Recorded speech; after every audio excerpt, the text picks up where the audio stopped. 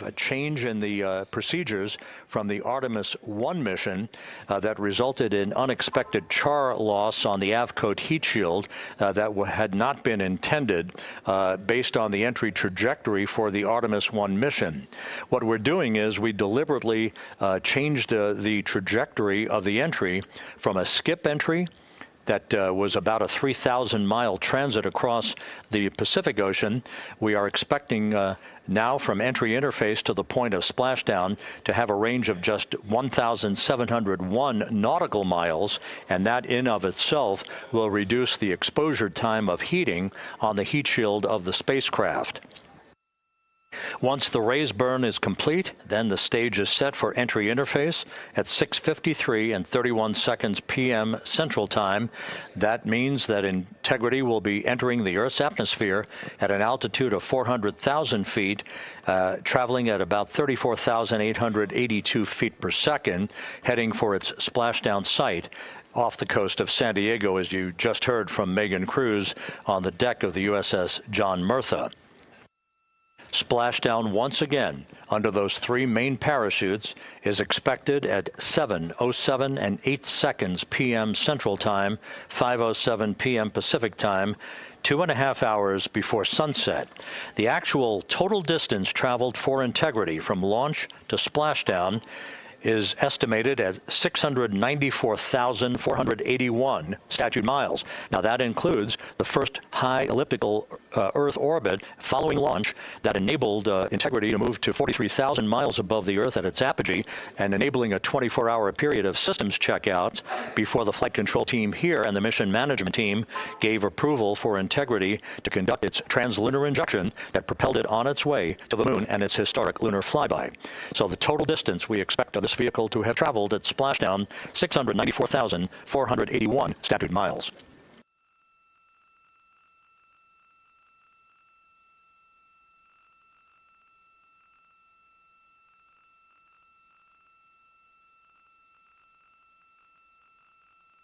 With everything proceeding on track and on time aboard Integrity, the vehicle system's in excellent shape as the Earth grows larger in the field of view.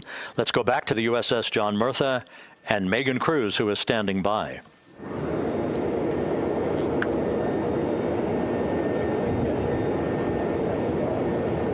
Hey, yeah, Rob, welcome back. Again, we are out in the Pacific Ocean, staged just about 6.5 miles from where we expect Orion to splash down now in just over an hour. How exciting. And the weather, awesome conditions here. I know you see some wind blowing around my hair, but really nothing to speak of when it comes to having to recover our astronauts, as well as no waves here, really. So yeah, we're expecting a really great day. Also, hopefully, some really great views. You can see behind me that some of the clouds are starting to break up, so that's really exciting. And now, of course, this ship has a lot of people ready and excited to welcome our crew back home, including Dr. Rick Schuring here. He is a NASA flight surgeon. Great to have you here, Rick. You too, Megan. It is a blessing to be out here this day with our teams. We've trained 3 years for this nonstop with the U.S. Navy and along with EGS, and we've so looked forward to this day. And you know, just by God's grace, everything's parting, the skies and everything. The crew's doing great. Looking forward to coming back, and our teams are ready. So this is one of those days you've dreamt about, and now it's finally here, and we're ready, and just thankful to be a part of it. Yeah, and you play a really integral role. When was the last time you spoke to the crew, and how are they feeling in this last hour before splashdown? Sure. Yeah, so the crew woke up, when they splashed down, they were woken up about 8.5 hours ago.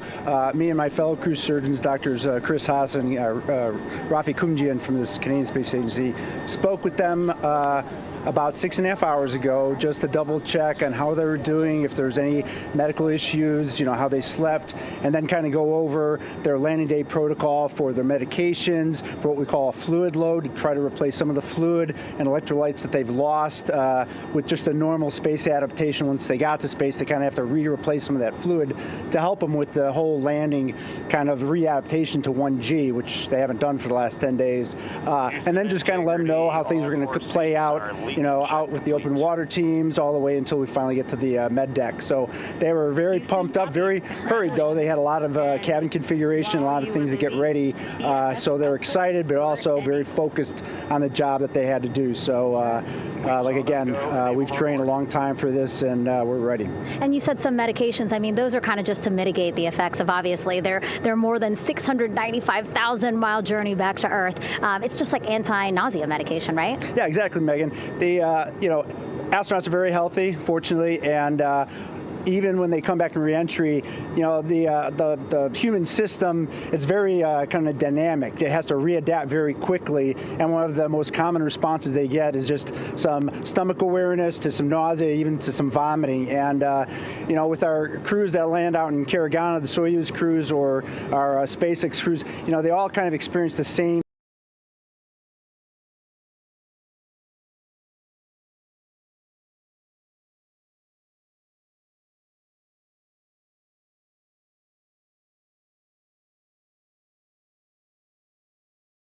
thing.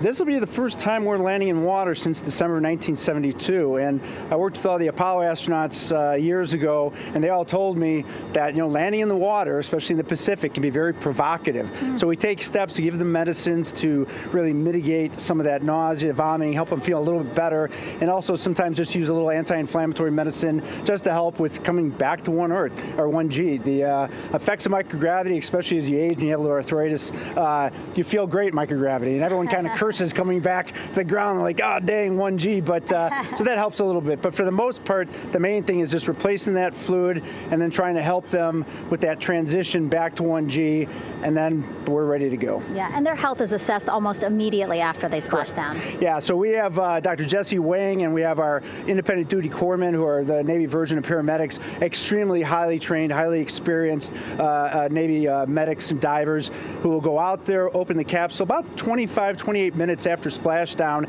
and do the first initial assessment. So Jesse and his team will go out there and look at each crew, kind of do their assessments, get vital signs, report back to Drs. Haas and Kumji and I back in the med bay, let them know how they're doing, and then if they've got the normal kind of space adaptation kind of things, we expect that they're good to go on that. If anything, didn't go the way we want, they're all prepared for that as well. And Jesse and his team, I mean, this is their full-time job, taking care of sailors and folks who might be injured. We don't expect any injuries, but coming back, going 25,000 miles an hour down to 20 miles an hour is still a dynamic process. I've heard it described as kind of like a car crash, and then the crew will be ready to go, and Jesse and his team will make that transition to get them out to the front porch, do assessments on them again, call it to our med bay, and then once we have that and they're all good to go and the crew's feeling okay, we'll hoist them up in the helos. It's about a 3-minute flight back to the flight deck, and that's where me and the astronaut chief, Scott Tingle, will actually meet them.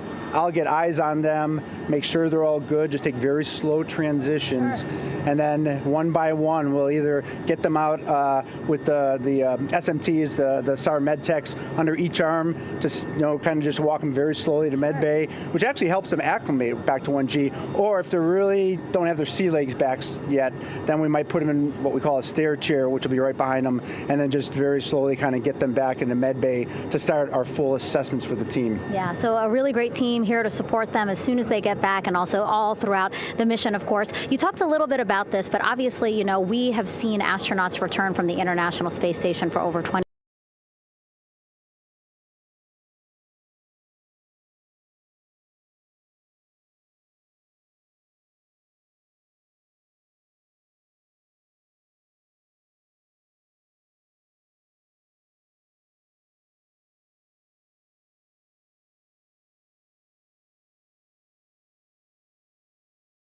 And the Apollo astronauts really like that. They like the ability to exercise, because you decondition from a musculoskeletal standpoint, you lose your strength and your stamina very quickly.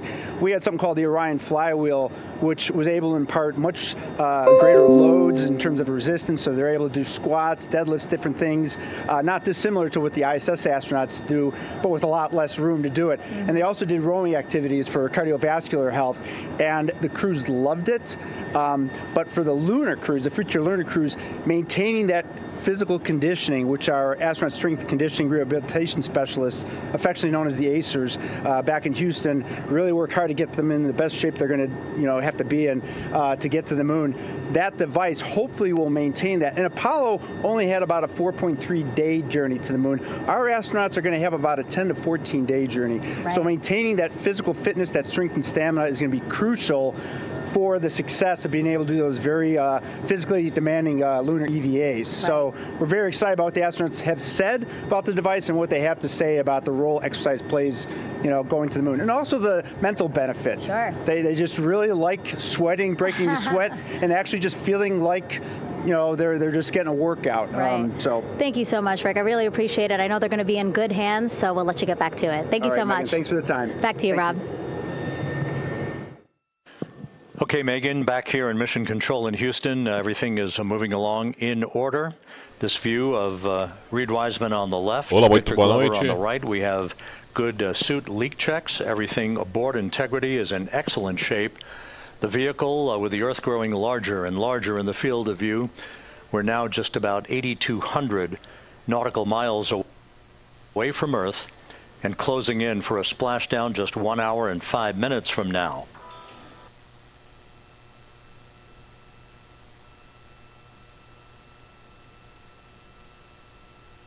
One mission, along with the flight control team here will be checking. And both GPS units look eager to acquire.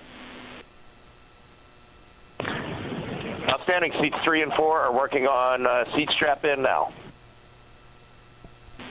Houston copies. Once again, as we start to close in on some of the major milestones, the first one coming up in just 31 minutes. And Integrity just confirming the LCG gas trap was able to be closed out. Muito boa noite pessoal, boa noite a todos. Copy. Crew module, service module separation scheduled just 31 minutes from now. Vamos ver se a gente conseguiu configurar aqui direitinho, aqui certinho os microfones aqui, beleza? Mas de qualquer forma, aí desejo a todos aí acompanhando a nossa transmissão desde já uma excelente noite aí. Hoje vamos assistir juntos aqui o retorno da cápsula Orion ao vivo aqui pelo canal do Mano Biza Tech, hein? A gente ainda está terminando de configurar aqui alguns equipamentos aqui, mas vai dar tudo certo e a gente vai assistir junto aí, todo mundo aí, o retorno. Lembrando que ele já está voltando, a cápsula já está retornando e já está muito próximo. Como vocês podem ver, cada vez mais aí na tela, está maior o planeta Terra, né? Então a gente consegue ver que já está bem próximo aí, ela já está ali fazendo alguns movimentos ali, se aproximando. Lembrando que a previsão de pouso é por volta das 9 horas e 5 minutos pelo horário de Brasília, mas ela vai começar a reentrada aí por volta das 20 horas e 50 minutos aproximadamente aí, tá bom? Você que está nos assistindo, se você estiver nos ouvindo aí, coloca para mim aí a cidade da onde você está acompanhando aí a nossa transmissão, para a gente saber que o nosso áudio está ok e saber também aí a localidade de que vocês se encontram aí assistindo a nossa transmissão aqui do retorno da cápsula Orion, da missão Artemis 2 aí, hein? Beleza? Momento histórico aí, aqui na tela do canal do Mano Biza Tech. Deixa eu dar uma olhada, deixa eu abrir o chat aqui para ver se já está tudo ok com o chat aqui. As we saw, NASA established a Tiger team whose job was to investigate the cause of the problem and then make recommendations on how to fly the Artemis 2 mission safely and successfully. And so for Artemis 2, we are going to fly a profile that ensures the spacecraft. Tô vendo que a galera já está chegando aqui no chat, aqui no chat já tem a Thaís aí, participando aqui do nosso chat ao vivo. Tem o Gilson Soares também aí. Boa noite a todos aí que está acompanhando, hein? Estamos chegando agora, começando aí as nossas transmissões. E eu tô ansioso para ver isso aí, vai ser algo inédito aí para mim, ver ao vivo, né? E creio que para vocês também aí.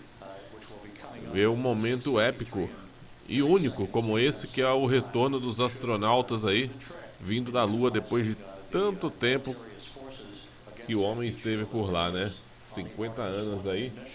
E dessa vez estamos de volta e a gente consegue ver ao vivo e transmitindo aqui pela internet aí. Boa noite, Zona Sul, boa noite a todos vocês aí que estão nos acompanhando aí. O pessoal que está mandando mensagem aqui para mim aqui no WhatsApp, falando que está assistindo aí também aí. Momento da preparação ali dos astronautas, já estão se preparando aí para a reentrada na atmosfera. Lembrando que a nave nesse exato momento, ela está viajando aí por volta de 15, 16 mil quilômetros por hora, né? Está acelerando cada vez mais, porque quanto mais próximo ela vai se aproximando do planeta Terra, obviamente ela vai ganhando velocidade devido à atração gravitacional gerada pelo nosso planeta. No momento da reentrada, eu creio que a nave vai estar aí acima dos 27 mil quilômetros aí por hora. Olha aí a telemetria aí, a velocidade dela está em milhas por hora. Distância da Terra, 8.700 milhas. Distância da Lua, 233 mil. E a velocidade de 13 mil milhas por hora. 13 mil vai dar, eu não sei, vai dar uns 20 mil quase 20 mil quilômetros por hora, hein? Essa aí é a telemetria em tempo real, ó. Vai dar mais ou menos aí uns 20 mil quilômetros por hora, 13 mil milhas por hora.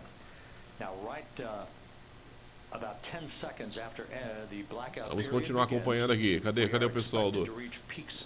Aí, galera, dá um ok aí no chat se vocês estiverem me ouvindo aí. Eu tô falando aqui, eu nem sei, né? Eu tô sem meu retorno aqui ainda. A gente tá ligando aqui as coisas. Só pra saber que o meu áudio tá ok aí, se não tá saturando, se tá bom a altura. Se diminuir um pouquinho assim o inglês. Beleza? 8 horas e 7 minutos, estamos ao vivo hoje, dia 10 de abril. Um momento histórico na área da exploração espacial, hein? 8 e 7 pelo horário de Brasília.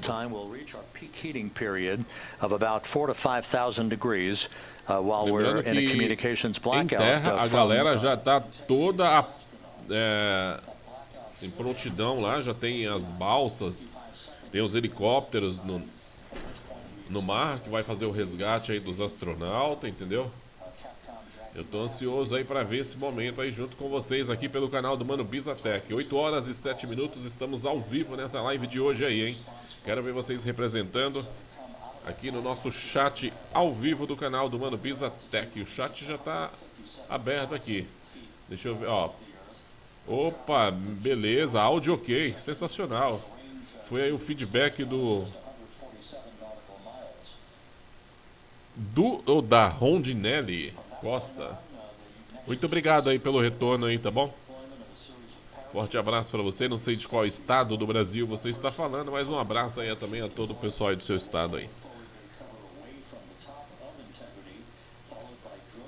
Não sei se eu faço a transmissão de hoje aí com a câmera ligada aqui. Eu não sei se eu permaneço sem a câmera, porque o importante não é ver eu não, né? O importante é deixar a imagem. Quanto menos coisa eu colocar na tela aqui, melhor fica para vocês verem aí os astronautas, né? Que são os protagonistas aí mais importantes dessa história aí. 8 horas e 8 minutos. Deixa eu ver quanto tempo falta para o pouso. Na verdade, não é só o pouso que interessa, né? Todo o percurso é importante, é interessante a gente ver a reentrada, aquele procedimento todo da reentrada, que inclusive é um dos momentos aí mais arriscados e perigosos aí da missão, que é a reentrada na atmosfera, né? Devido ali às altas temperaturas, à alta velocidade, então é um momento de perigo que a gente vai também acompanhar por aqui. Deixa eu ver no rastreador aqui, qual a distância aqui, deixa eu ver.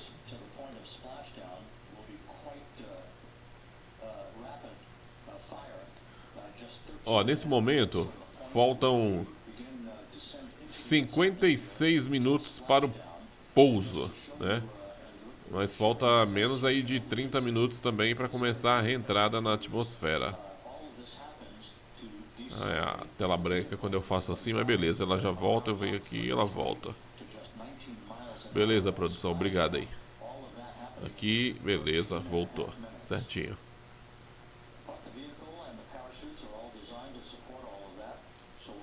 Ah, mas esse aqui eu não posso, tem que deixar assim. Maravilha, 8 e 10, estamos ao vivo, hein? Tá bom, opa, Rondinelli, é Rondinelli, é isso mesmo? Rondinelli, tô falando certo? Rondinelli Costa, é isso mesmo. de Minas Gerais. Bacana, um abraço aí a todos os nossos queridos e adoráveis e receptivos mineiros. Gosto de Minas Gerais por causa da recepção do pessoal. Sempre quando eu vou em Minas Gerais, eu adoro aquela história dos mineiros. Vamos chegar para tomar um cafezinho? Show de bola, 8h10. Vamos aí. Escutar o áudio deles aqui. É que eu tô com um tradutor aqui também, que eu fico vendo, lendo também o que eles estão falando, né? Para ir passando para vocês. And we'll regain that communication with the USS John P. Merthyr just momentarily.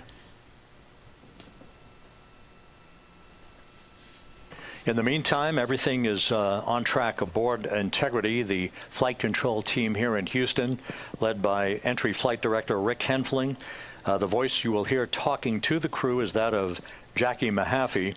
She will be reporting everything to the crew and receiving their reports as they enter the Earth's atmosphere for their 13.5-minute plunge back into the atmosphere for splashdown off the coast of San Diego. Galera, vou pedir para vocês, por gentileza aí, aperta o botão do like aí para dar aquela força aí na nossa transmissão. Tem um botão do like aí, dá aquela fortalecida aí. Quero ver se a gente consegue bater aqui a nossa meta de like aqui. Ajuda aí. Apertou o like? Opa, beleza, a galera tá perdendo. Chegando até aqui no WhatsApp, like garantido. Beleza, obrigado aí, hein?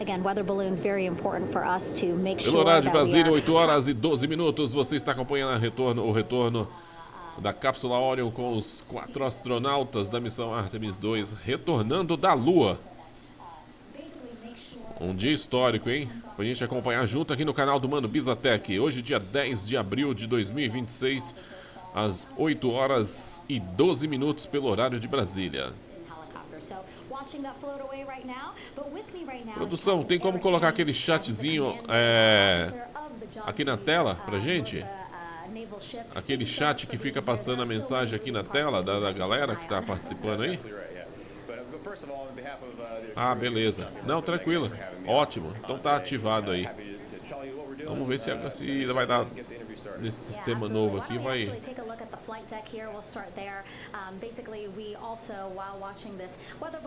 Eu acho que tá ativo, sim.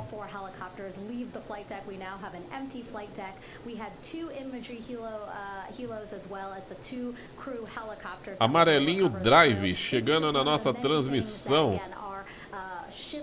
Tão pertinho, viu, o Amarelinho Drive? Tá perguntando aqui se já estão chegando na atmosfera.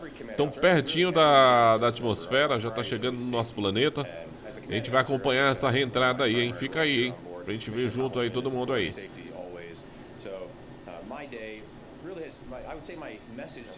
Ô, produção, ainda não tá aparecendo aqui a mensagem o Amarelinho mandou mensagem e não apareceu aqui na tela pra galera. Eu gosto quando aparece a mensagem pra todo mundo ver. Tem como habilitar aí? Deixa eu ver se é esse aqui, ó. Não, não é. 8h13. Olha aí, ó, a balsa que eu falei que tá lá em alto mar, já esperando o retorno. Meu, vai ser um show de imagens aí, hein? Sensacional, hein? Yeah, I mean, since 1959 with Mercury, Gemini, Apollo, the history between NASA and the Navy has been in lockstep. But like any other skill, if you don't practice it regularly, that skill atrophies. You know, so we've had a few decades off from that. Over the past, bacana, o chat é esse aqui, ó. Positivo. Tá aqui, então a galera vai ficar aqui agora. Maravilha, galera, ó, o chat já tá na tela, então quando você mandar a mensagem, ele já vai aparecer na tela também ao vivo, aí vai ser eternizada a sua mensagem aí na tela. Aí, ó. Oi, Mano Biza, lembra de mim? Adriana de Ribeirão Preto. Olá, Adriana, eu tenho uma leve lembrança assim de você, viu? Se eu não me engano, foi da nossa live do eclipse, né? Que você estava presente, não é isso, Adriana? Show de bola, seja bem-vindo de novo aí à nossa transmissão de hoje do canal aqui, tá bom? 8h15 agora.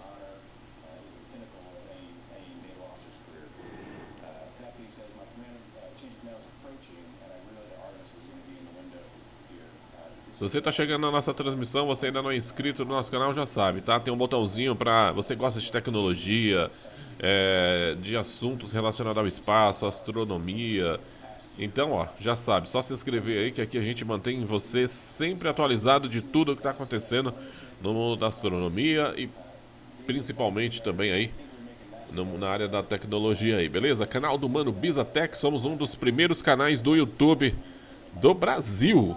É, brincadeira aí, meu. Brincadeira não, é sério. Estamos aí desde 2000, finalzinho de 2006 para 2007, mais ou menos. Então já vai fazer 20 anos. Caraca, 20 anos. Putz, tô velho, hein? Caraca, 20 anos. Pera aí, deixa eu fazer. É, foi começo de 2007. Tive a ideia de montar o canal no finalzinho de 2006. Isso mesmo. Caraca, nosso canal tem 19 anos e meio. Vai fazer 20 anos o nosso canal, hein? Somos um dos primeiros canais do YouTube aí do Brasil aí. E a gente tá aí até hoje falando de tecnologia para vocês aí. Então seja bem-vindo aí. Se você não é inscrito, se inscreva.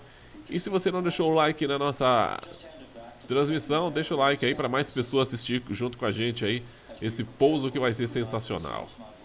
8 horas e 16. Just 17 minutes from now.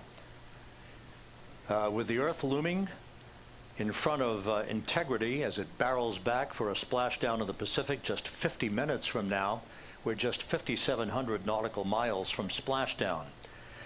Just one other quick note about the comparison from the Artemis 1 entry profile to the Artemis 2 entry profile and how that is serving as a extra layer of protection vai mostrar tudo o pouso aí, tá?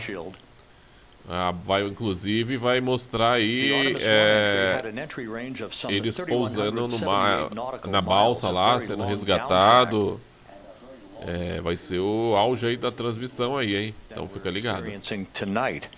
It also had that skip entry profile that we discussed earlier. earlier, Eu tô falando com vocês aqui, tô mexendo aqui nas atmosphere. configurações aqui e nos aparelhos, que eu tô vendo se eu habilito a minha câmera aqui. Pra gente assistir junto aí. Jackie, we have it loud and clear on Tetris. We have you the same.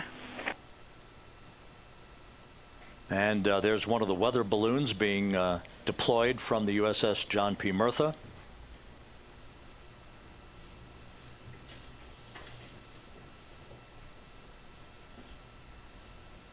So the Artemis 1 entry had the vehicle. The update on GPS, we haven't seen a track in yet.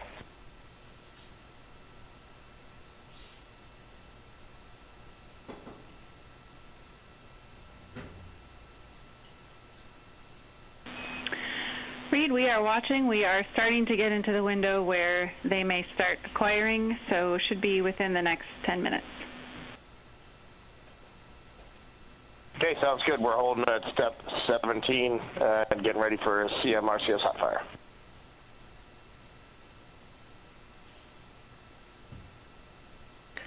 And that exchange indicating that we are expecting to acquire data from the GPS system on board. That'll be a navigational tool that will basically tell Integrity's computers that they're on track down the center line of the corridor for the entry interface that will lead them to their splashdown point. Once again, the Artemis 1 entry exposed the heat shield for about 20 minutes of peak heating. For Artemis 2, we're going to reach a downtrack distance of 1,701 nautical miles from the point of entry interface with just 14 minutes of duration. And it's basically a different angle of attack, a little bit steeper angle of attack that will protect the heat shield from excessive heat loads. So that is the difference between Artemis 1 and Artemis 2, all designed into this mission to gather data, to protect the heat shield, since the Artemis 3 mission and beyond will have a different designed heat shield that will allow that skip entry type of profile to be resumed for all of the future missions coming back from the south pole of the moon when we initiate lunar landings. So we've handed over to the tracking and data relay satellite system. That's where we'll have communications for the rest of the flight. Just to give you some time hacks here, we're 13.5 minutes away from crew module, service module separation, and just 17 minutes away from the raise burn, that 19-second firing of the thrusters that will basically be the final fine-tuning of the angle of attack for integrity as it enters the Earth's atmosphere.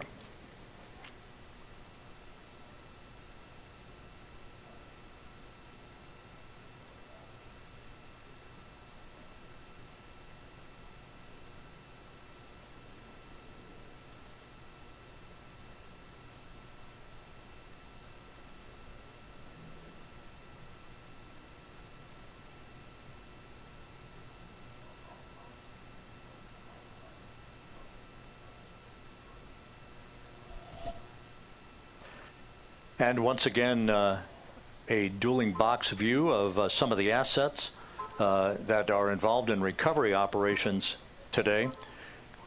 The integrity, cabin configured, all crew suited and seated. Houston copies. That confirmation from Reed Wiseman aboard Integrity, as you see the assets being deployed to the splashdown zone. At the time of splashdown, we expect the John P. Murtha to be about 5 miles away from Integrity, keeping a safe distance until we are sure that the vehicle is in the water and upright, and that it is in a good configuration system-wide for the recovery teams to begin to approach the vehicle to erect that inflatable raft. 2 minutes to CM RCS warm-up hot fire. We're ready. That call from spacecraft communicator Jackie Mahaffey indicating that we're 2 minutes away from a quick burst of the reaction control system. Thrusters, that will be a hot fire test prior to the separation of the crew module from the service module. The European service module has performed flawlessly throughout this flight. Everything, all the burns that had been prescribed for that service module have been executed on time and without a problem. There is the European flight control room that has overseen the manufacturing, the design of the European service module. They deserve quite a bit of credit on this mission for not only propelling the Integrity and its astronauts toward the moon, but also conducting the fine-tuning of its trajectory to bring it to this point where we are dead spot on down the middle of the corridor trajectory-wise to bring Integrity down for its splashdown in the Pacific just 44 minutes from now.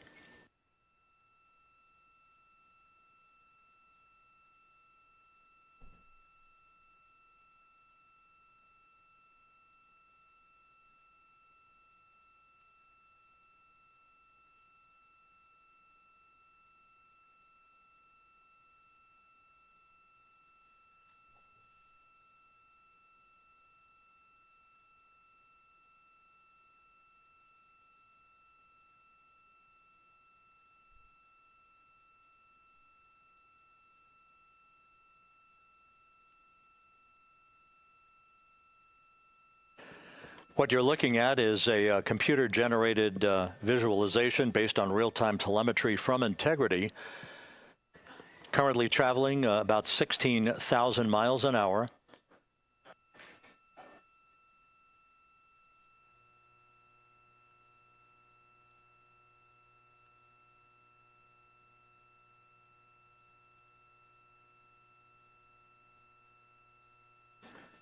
Integrity traveling about 16,000 miles an hour. For the prop cautions, we're taking a look. Copy that. Now just about 5,100 miles from Earth. Splashdown scheduled 43 minutes from now.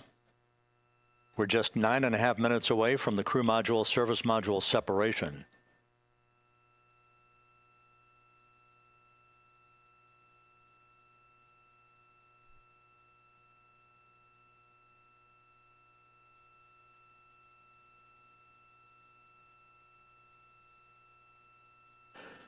We are confirming. Integrity, we are assessing details, but so far looks like a good hot fire. Looks good on board, Jackie. Thank you. And Jackie Mahaffey took the words out of my mouth. I was just about to say that we had a good hot fire test of the thrusters in advance of the crew module service module separation that's coming up just 8.5 minutes from now.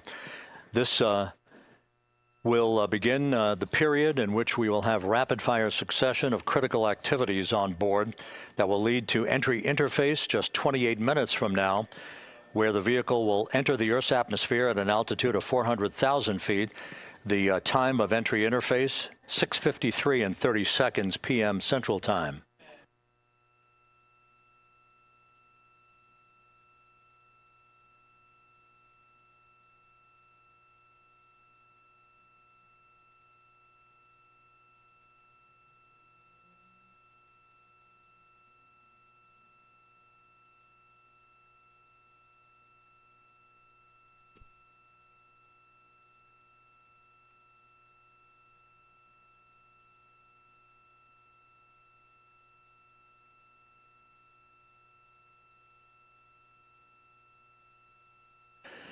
Integrity's astronauts were awakened at mid-morning to begin their entry preparations. And propulsion officer now reports a good hot fire test in preparation for the crew module service module separation.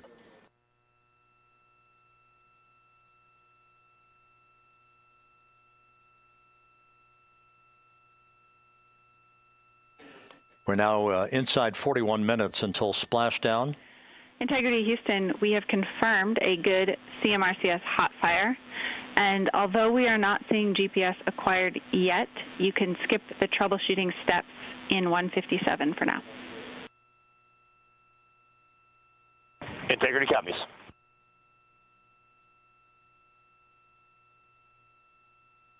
That GPS discussion indicating that we will be acquiring navigational data for Integrity through the Global Positioning System equipment on board.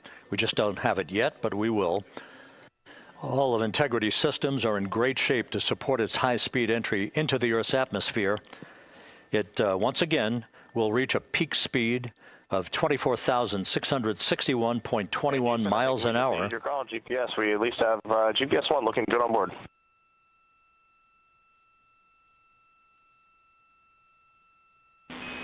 We are confirming.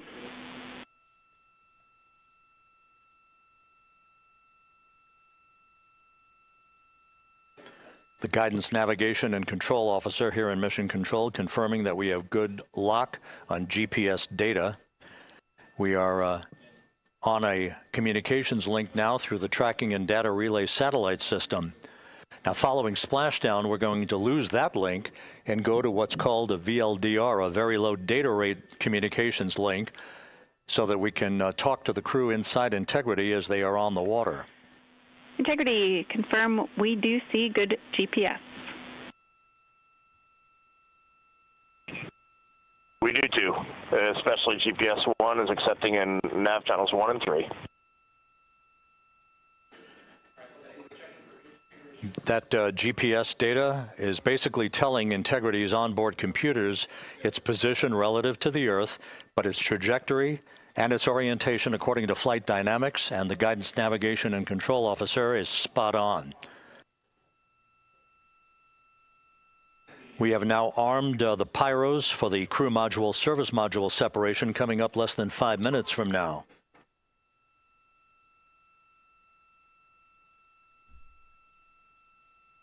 Once again, just 10 seconds after entry interface, we will see Integrity reaching its peak speed of 24,661.21 miles per hour. That will be just seconds before we begin a 6-minute blackout period. Integrity Houston, your vehicle is in a good config for CM-SM SEP and go for CM raise. Houston, we see the same on board and copy go for CM raise.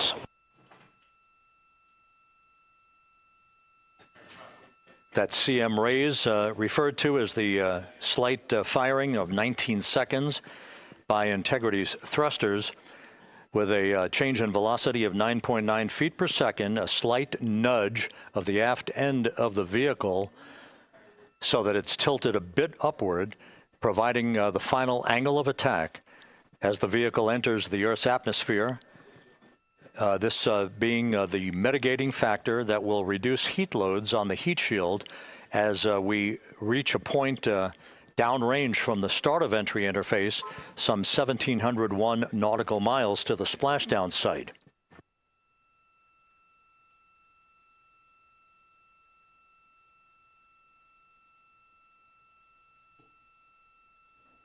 Integrity systems in excellent shape.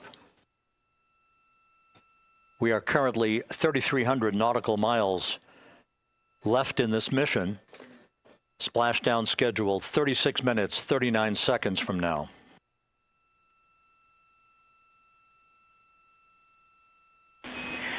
Integrity Houston, for the 2 enabled prop cautions, what happened is while the thrusters were firing, multiple pressure sensors on each of the strings diverged a bit from each other. Those limits look to be set pretty tight. We think it could happen again when the thrusters fire in the future, so we are going to suppress those messages. We concur with suppress, not inhibit. Thank you. That exchange between Jackie Mahaffey, our Capcom for tonight, and Reed Wiseman aboard Integrity, indicating basically to ignore sensor data. All of Integrity systems are in good shape.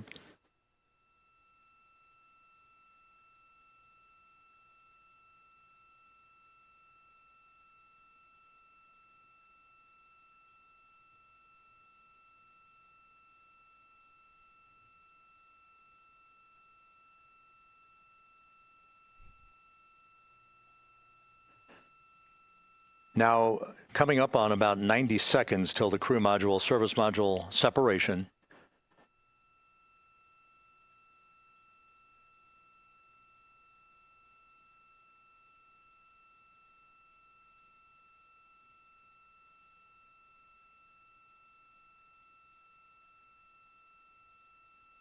All quiet here in Mission Control as we enter the most critical phase of the completion of this flight.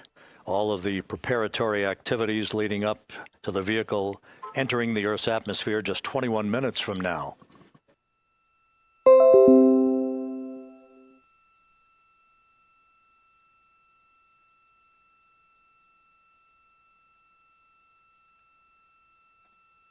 Coming up on 1 minute. Mark 1 minute till crew module, service module separation.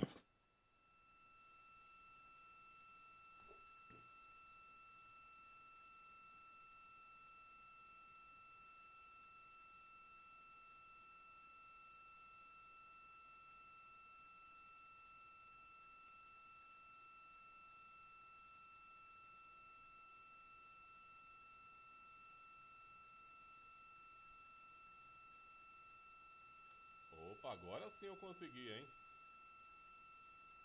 Beleza, beleza, galera. Salve, salve, muito boa noite a todos vocês aí.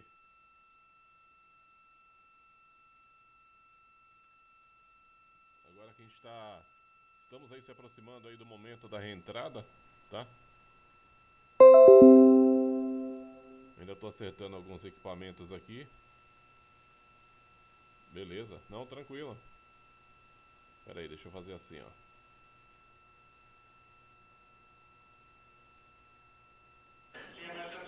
And we have confirmation of crew module, service module separation. And a great view, albeit momentarily. Houston, good stuff on board. Chegando na nossa transmissão. Houston copies and concurs. The European service module now separated from Integrity, a job well done. Integrity, no action for the 4 CDH cautions. Those are SM related, not applicable. Integrity.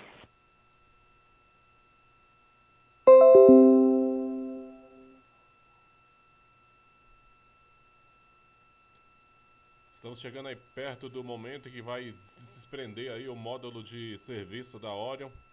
So, with Integrity now flying free on its own for the remaining 32 minutes of this mission, next up, the raise burn, a 19-second firing of Integrity's thrusters. Então já é feita a liberação ali do módulo de serviço.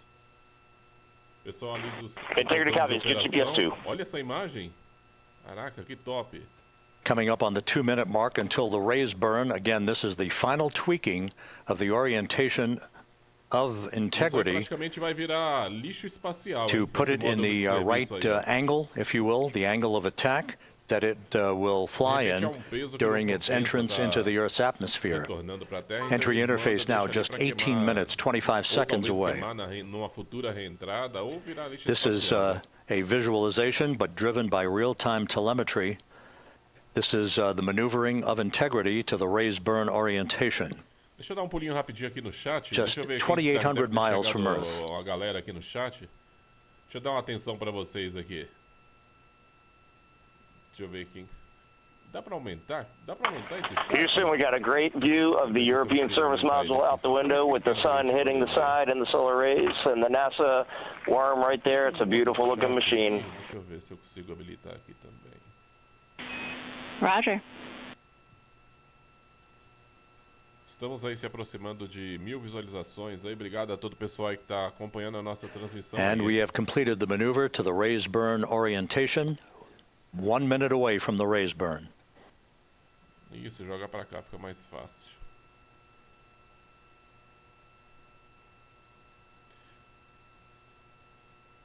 Ó, na sintonia aqui tá o amarelinho Drive, a Adriana também tá por aqui. Lourival Euclides, vai mostrar posando no mar ou não? Sim ou não? Vai sim. Por isso que a gente tá aqui na expectativa, hein, Lourival? Acompanhe aí que a gente vai ver todo mundo junto aí, hein? A reentrada. Deixa eu aumentar um pouquinho esse microfone aqui, produção. Maravilha.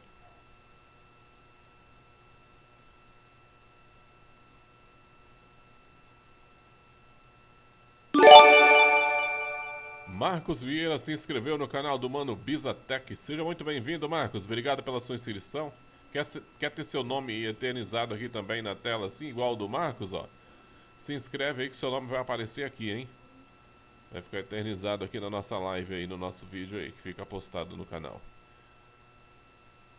Quem mais tá aqui? Deixa eu dar um pulinho aqui no chat, rapidão aqui, dar uma atenção pra vocês. Cadê aqui? And the crew module raise burn is underway. Então, o amarelinho Drive está perguntando aqui, eu não tenho como reproduzir a fala we have a texto completion em of the português burn. deles. Cara, até tem, eu até estava pensando numa forma de fazer isso aqui, mas vai dar um pouquinho de trabalho e não vai dar tempo, né, de fazer.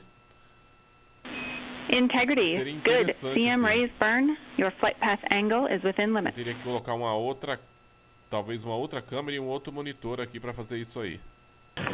Integrity copies. Looks good on board, Jackie. Mas se vinha na cabeça aqui alguma So forma the de eu fazer final isso maneuver rápido, que is eu now não complete. precise instalar um monte de Our equipamento aqui, trajectory pode ser que dê for a tempo de fazer splashdown assim. in the Pacific Seria 29 minutes interessante from a now gente, is set and will not be amended further. vocês verem aí And we na have the tela right que eles angle of estão falando, attack né, a comunicação. to mitigate any excessive heat loads on the vehicle during entry interface. Integrity Houston, a heads up about comm coverage. Deixa eu ver aqui no chat.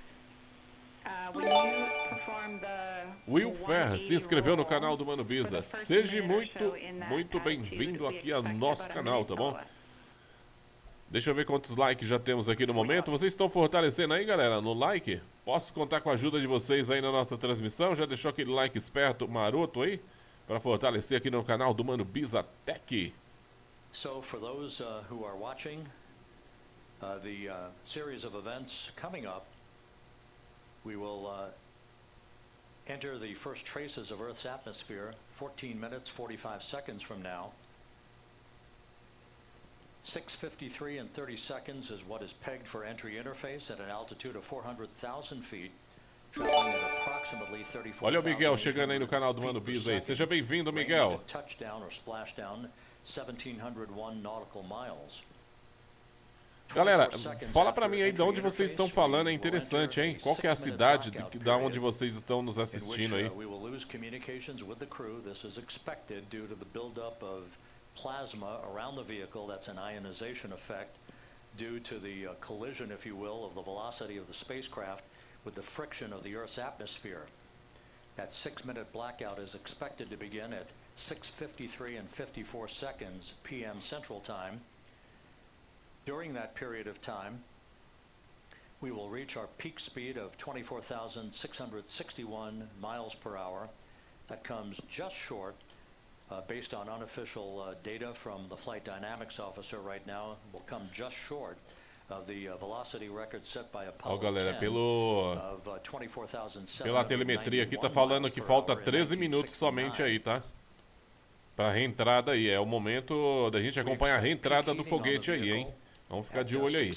Faltando aproximadamente 13 minutos para essa reentrada aí.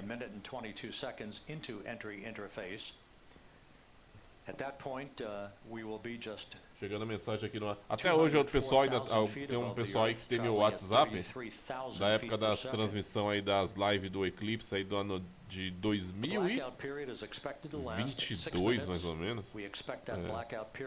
Mano Biza, você poderia indicar algum telescópio?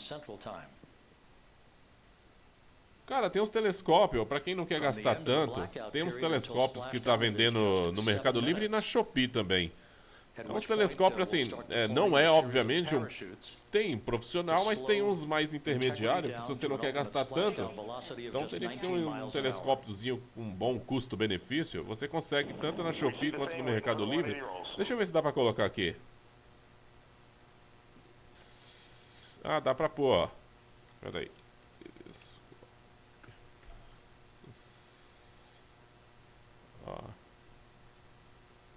Ó, coloquei aqui, ó, um telescópio aqui que tem um custo-benefício bom para quem não quer gastar muito, o pessoal que quer só ver a lua e tal. Dá para você...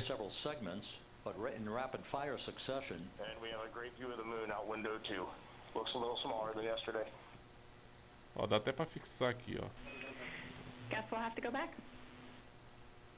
Pronto, fixei um telescópio aí.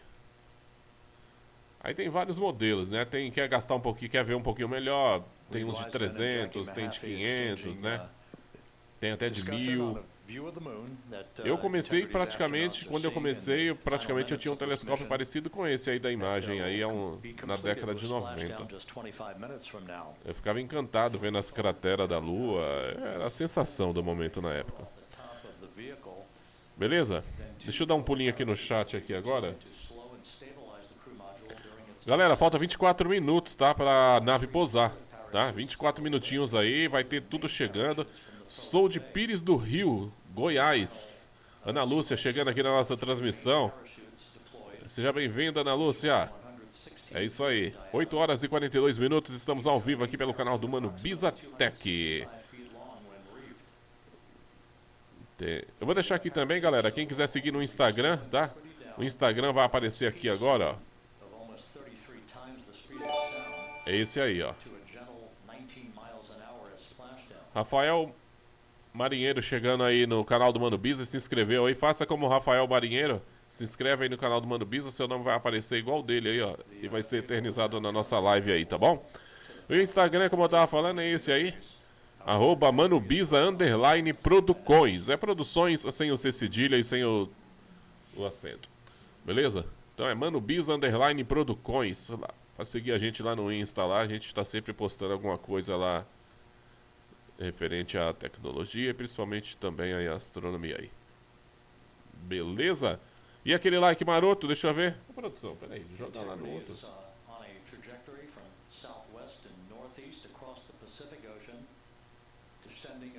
Momento aí, 150 pessoas nos acompanhando aí pelo Brasil inteiro aí.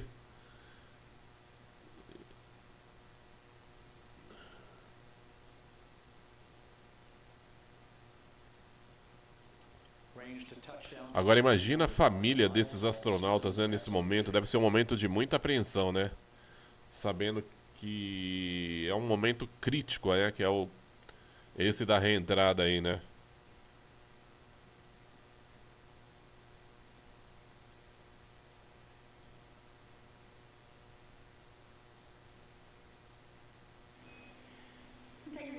Orion in the EIR 180 attitude.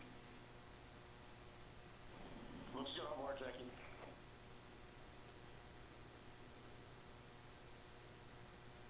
This view out of one of Integrity's windows. We had a call for 3 good baros. Those are barometric pressure sensors that feed altitude and rate of descent information to Integrity's computers that will trigger the parachute deployment sequence. We are less than 9 minutes away from entry interface, 22 minutes. Deixa eu ver quem é que tá também aqui na transmissão. Chegando uma galera aqui agora, hein? A Silvia chegando de Recife. Seja bem-vinda, Silvia. Obrigado pela sua participação, obrigado por estar nos acompanhando aí. O pessoal também está se inscrevendo aí. A Thaís Santos acabou de se inscrever aqui no canal do Mano Biza. Seja bem-vinda, viu, Thaís?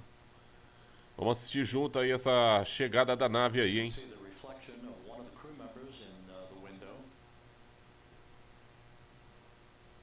Olha essa imagem aí, ó. Essa imagem é de dentro da nave, hein? Acho que daqui a pouco a gente vai começar a ver um monte de fogo passando. Fogo, né? O plasma ali, né? Sendo gerado ali na janela da nave ali. É um momento único aí pra gente, né? Olha quem tá chegando aqui de Teresópolis, no Rio de Janeiro. É a Anne Monteiro, é isso, Anne? Muito obrigado pela sua participação, obrigado por estar nos acompanhando aí. Quem mais está por aqui? Quem mais está por aqui? Cadê? Ondirei Costa está por aqui. Digiknight, é isso? Paulo Roberto também está por aqui. Lá de Borda da Mata, Minas Gerais. Aquele abraço aí para os mineiros. Quem mais está por aqui? O Henrique. Michele Miranda também está acompanhando a nossa transmissão.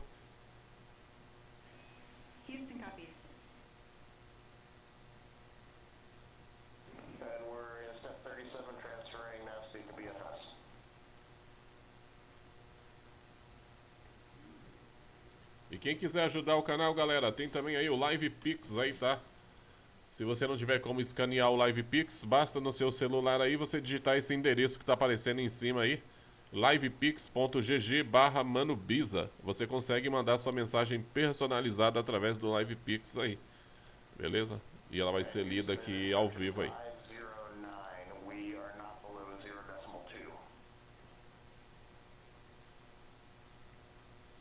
Daniela Fernanda também participando aqui do nosso chat ao vivo.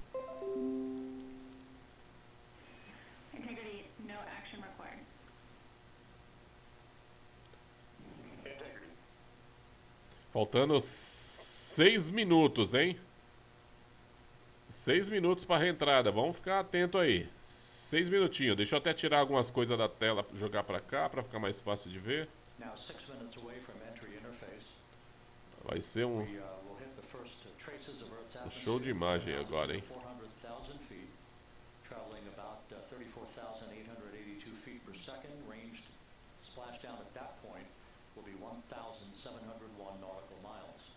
Não são estrelas não, viu? Quem tá falando aí, acho que foi não sei se foi a Anne que falou, que não é estrela não, o que você tá vendo na tela aí não são estrelas no momento, tá?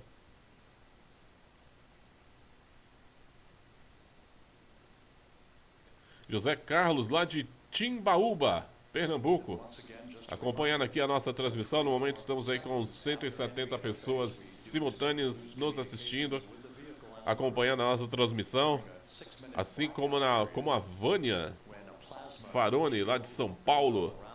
Boa noite, Vânia, tudo bom com você? Espero que sim.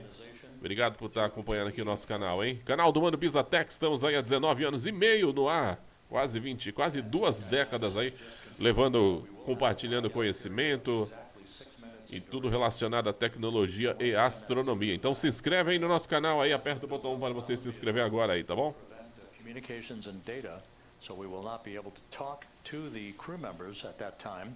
Nor will we receive data here in the flight control room. 8h49, estamos ao vivo pelo horário de Brasília, hoje é dia 10 de abril. Houston concurs. That blackout period to begin at 6:53 and 54 seconds p.m. Central Time, and again will last about 6 minutes in duration.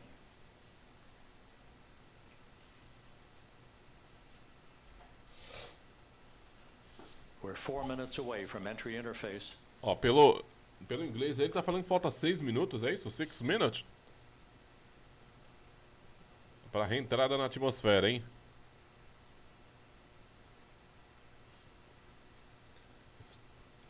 Special time.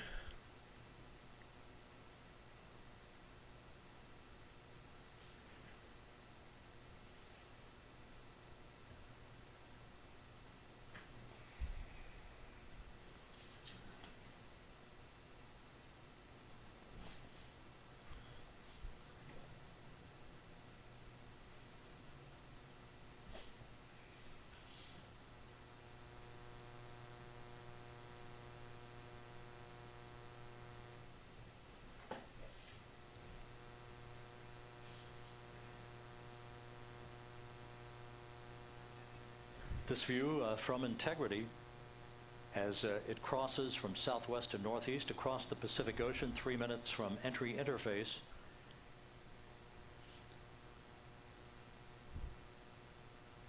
$16.5 minutes till splashdown. 3 minutos para reentrada no momento, hein? The USS John P. Murtha and the recovery team is on station and in position. Deixa eu ver se tá com atraso aqui. Deixa eu ver se não tá com atraso. That we hope to receive imagery from as Artemis enters the Earth's atmosphere and through parachute deployment.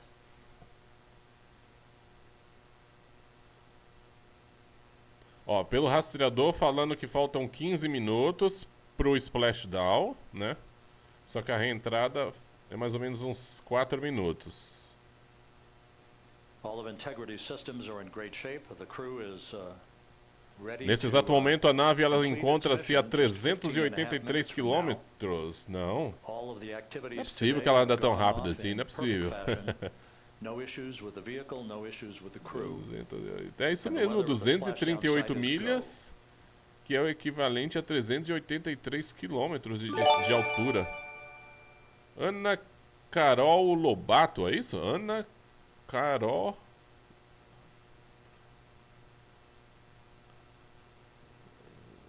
enfim, mas seja muito bem-vindo aí ao nosso canal e obrigado pela sua inscrição aí.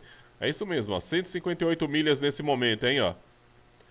254 quilômetros de altitude, ela tá descendo nesse momento. Essa câmera ali, produção, tá um pouco torta ali, né? Não consegue dar pra dar umas...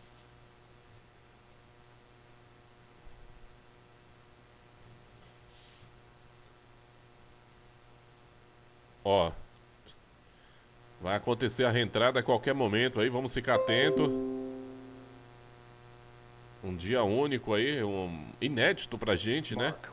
Pra muita gente é um dia inédito aí, a gente tá assistindo aí pela primeira vez uma reentrada dos astronautas retornando da Lua. Momento de apreensão lá no centro de controle. Integrity, 1 minute to a 6-minute blackout. Integrity. Galera, coloca pra mim de onde vocês estão falando aí. Qual cidade que vocês estão nos assistindo aí. Então, às vezes acontece algumas interferências na reentrada, né? Mas não é sempre, devido à ionosfera, tá? Mas não é sempre. Vamos torcer para que o sinal não caia, tá? Ali é um momento que cria muito plasma e acaba interferindo também aí no sinal de telecomunicação aí. Lembrando que a NASA, se não me falha a memória, ela utiliza a frequência de 2.2 GHz. É a frequência de telemetria e de comunicação com a... São várias frequências, né? Mas ali na faixa dos 2.2 GHz aí. Beleza? Daqui a pouquinho, ó. Tudo indica... deixa eu ver qual a distância aqui. 150 segundos, ou 150 quilômetros. Vai reentrar agora, hein?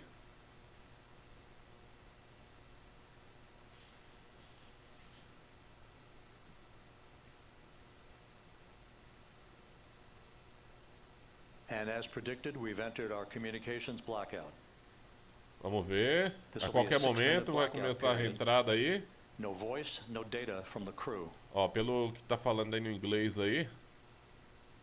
Vamos ver se vai perder o sinal. O sinal ainda permanece aqui pra mim. Beleza? Like, galera. Like aí na nossa transmissão aí. Bora fortalecer aí, tá bom? E coloca pra mim também de qual cidade você está nos assistindo aí. Opa, já deu uma balançada ali na nave ali. Ó, já deu uma... Opa, sentiu plasma aqui, hein? Deu um brilho aí na tela aí, ó.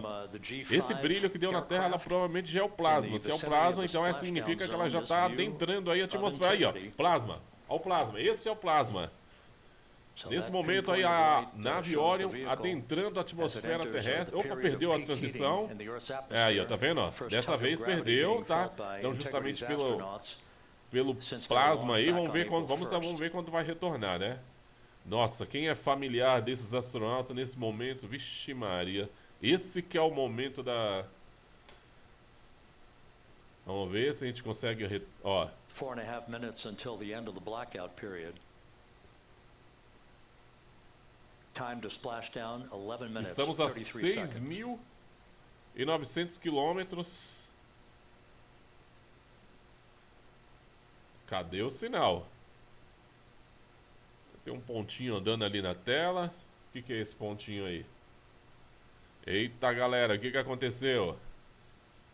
Caraca, deixa eu ver aqui. Produção, joga lá na outra tela. 343 pessoas nos assistindo ao vivo. Aqui agora na nossa transmissão. O áudio da... Ó, não sou eu aqui, hein, galera. Isso aí, ó, é lá na NASA mesmo, hein. Momento. Opa, voltou. Deixa eu ver aqui na telemetria. A nave nesse exato momento está a 6.800... Mas tem uma informação que está um pouco errada aqui, hein, peraí. Ele está dando 6.800 quilômetros de altitude, mas não é essa distância, não é 6.500. É 6.800 metros e não quilômetros. O rastreador aqui está informando um pouquinho errado aqui também, mas tá bom. A gente entende. Então é 6.800 metros de altitude e não 6.800 quilômetros. Senão, a 6.800 quilômetros, ela nem estaria perto de readentrar na atmosfera. Então, nesse momento aí, a nave é a 6.800 quilômetros e agora ela está bem devagar. Eu estou vendo aqui os números aqui da telemetria. Seria interessante se eu conseguir jogar essa telemetria aqui na tela, hein? Será que dá tempo? Ó, vou jogar a telemetria na tela, ó. Deixa eu ver aqui, ó.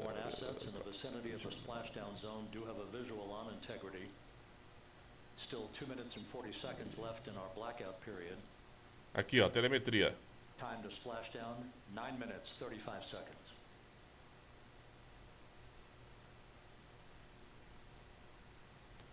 Telemetria na tela.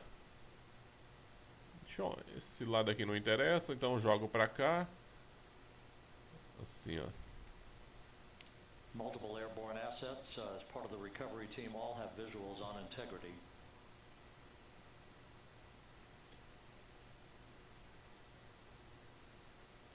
Ó, com essa telemetria que está aparecendo aqui agora, ó, a gente vê que ela está numa velocidade de 25.000 milhas por hora. 25.000 milhas por hora vai dar uns 32.000 quilômetros, né? Então 32.000 quilômetros por hora de velocidade. A 40 milhas, que vai dar mais ou menos uns 60, né? A distância da Terra, é isso mesmo, 60 quilômetros de altitude mais ou menos.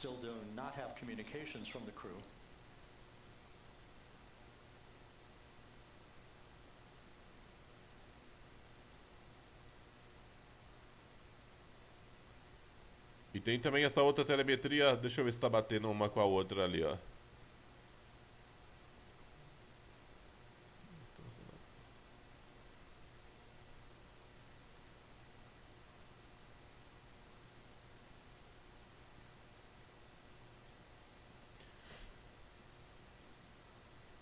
Essa imagem que você está vendo aí, a NASA gera, como é uma imagem meramente ilustrativa, né? Justamente porque estamos aí sem o sinal. Vamos ver. Tá falando aqui que falta mais ou menos 1 minuto para retornar o sinal. Eu vou tirar esse... Eu quero tela cheia, produção. Aqui, ó. Assim. Esse fica mais bonito da gente assistir, né? A reentrada, né? Eu vou até tirar esse outro aqui também. Essa barrinha vermelha para deixar a tela mais limpa para a gente poder assistir melhor na hora que estiver chegando e pousando. Galera, like, galera, ajuda aí. Fortalece no like aí, eu já dou uma atenção aí no chat também, hein? Aqui, ó, tirar essa barra também. Maravilha. E esse outro aqui dá até para diminuir um pouquinho aqui. Bacana. O Instagram é @Mano Biza _produções. Vamos ver se volta o sinal. Falta pouco para retornar, vamos ver. Ainda não temos imagem.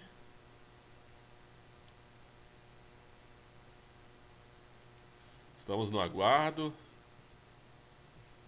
Vai cair no falácio do... 400 pessoas nos acompanhando aqui agora, hein? Vamos ver. Opa, voltou. A imagem da NASA voltou aqui. Vamos ver a imagem da...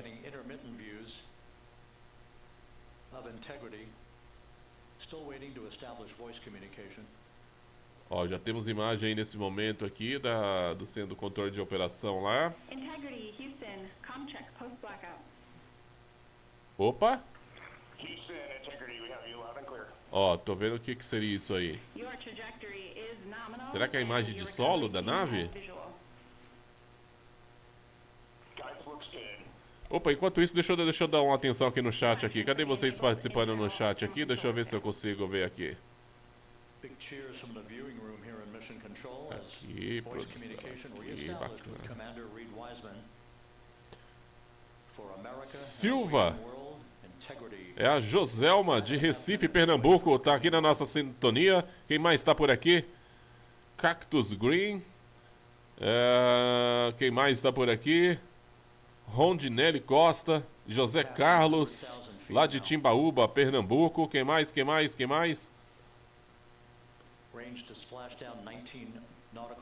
Essas letras estão muito pequenas ultimamente, viu?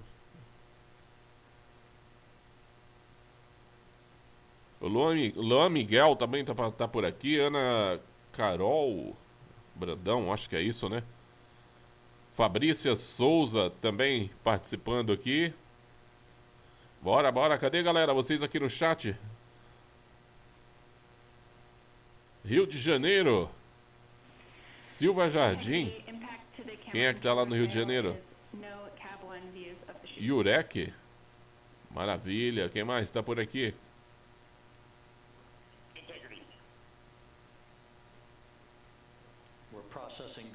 Se inscreve aí no canal do Mano Biza aí, galera. Olha a Babi Sampa chegando lá de João Pessoa. Na verdade é a Fabiola, né? Utilizando essa conta aí. Lá de João Pessoa. Olha aí, galera, já temos imagens. Deixa eu ver aqui. Cadê a produção? Like aí, galera. Deixa um like na nossa transmissão aí para ajudar a fortalecer aí. Olha que bonita essa imagem aí, ó. Deixa eu ocultar temporariamente aqui os inscritos na tela. Ó, a NASA falou que já tá chegando os dados, já tá tudo ok. De 4 minutos mais ou menos aí pro splashdown. Olha aí, essa imagem, talvez esse pontinho aí na tela, ó. Esse pontinho na tela aí.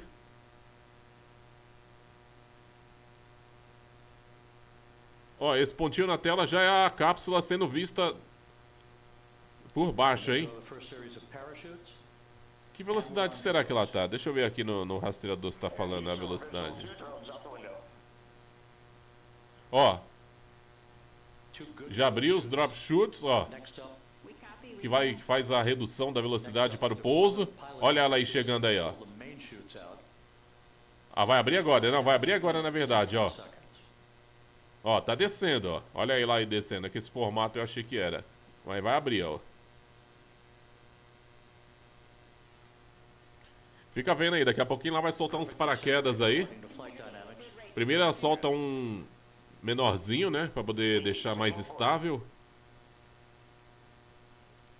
E daqui a pouco os paraquedas principais, hein?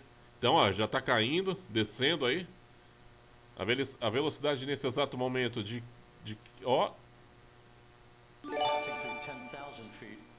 Obrigado a vocês pelas inscrições aí, vocês que estão se inscrevendo aqui no canal do Mano Biza Tech.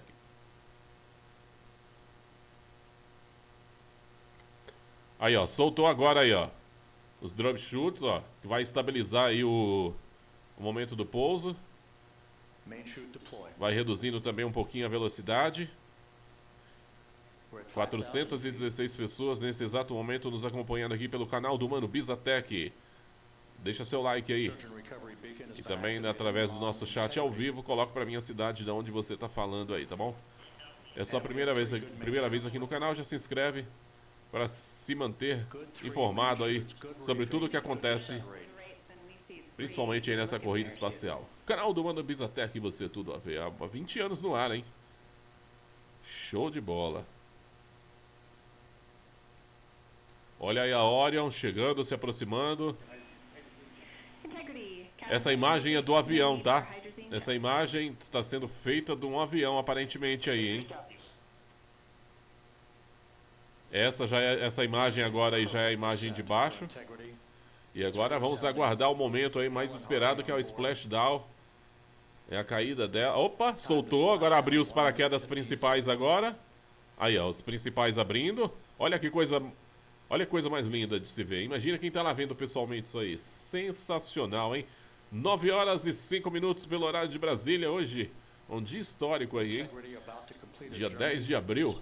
Estamos acompanhando aqui pelo canal do Mano Biza Tech o retorno dos astronautas que fizeram essa longa viagem. Ou seja, a viagem mais longa já feita pelo ser humano em toda a história. Aí, ó, faltando um pouco mais de 1 minuto e meio para o splashdown. Vamos acompanhar aí, hein? Olha o like, galera. Bora fortalecer o like aí.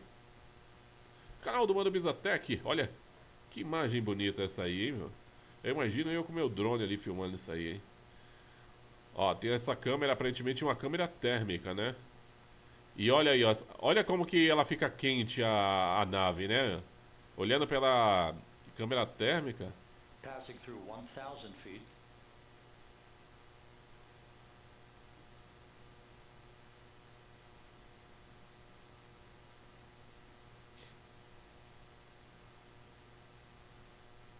Diminuir um pouquinho aqui para ficar melhor, assim, ó.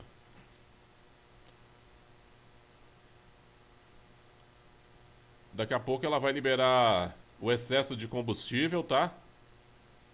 Justamente para reduzir riscos aí. Está chegando, vai daqui a pouquinho o pouso. Olha aí. Câmera térmica mais uma vez. Estamos próximo ao splashdown. Nesse momento aí, vamos bater aí, ó. 430, olha, tá vendo aí, ó. Aparentemente nesse momento aí ela tá liberando combustível ali, o excesso de combustível. Que a gente tá vendo aí pela câmera térmica.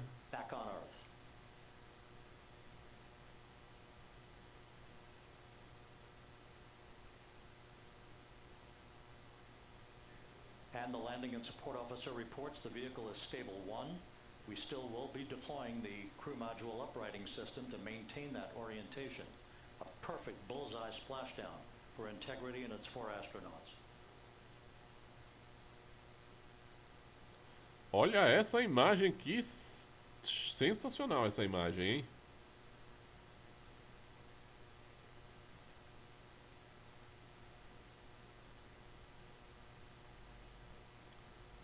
Olha, nesse momento, acaba de pousar o splashdown aí, ó.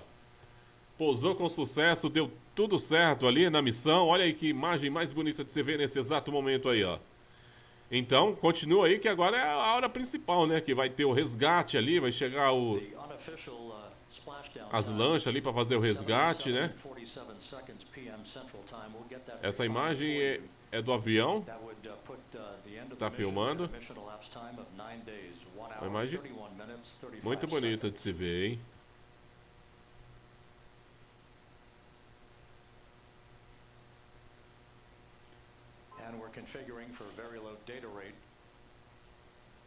Realmente é um momento histórico aí na área da exploração espacial, hein?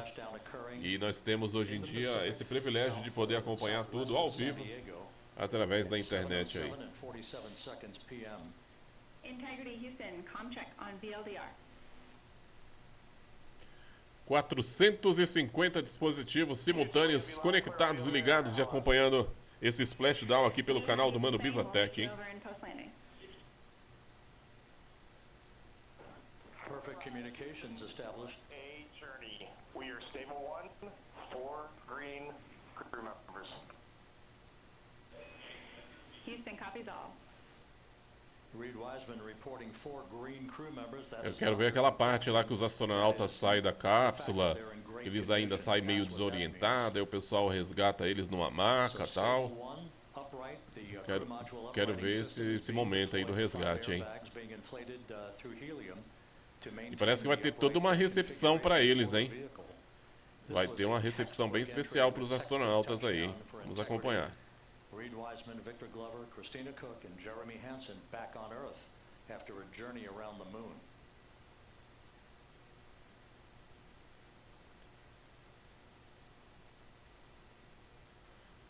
Isso, vamos bater 500 pessoas daqui a pouquinho ao vivo aqui no canal do Mano Biza, hein? 500 pessoas simultâneas acompanhando aí esse momento histórico aqui.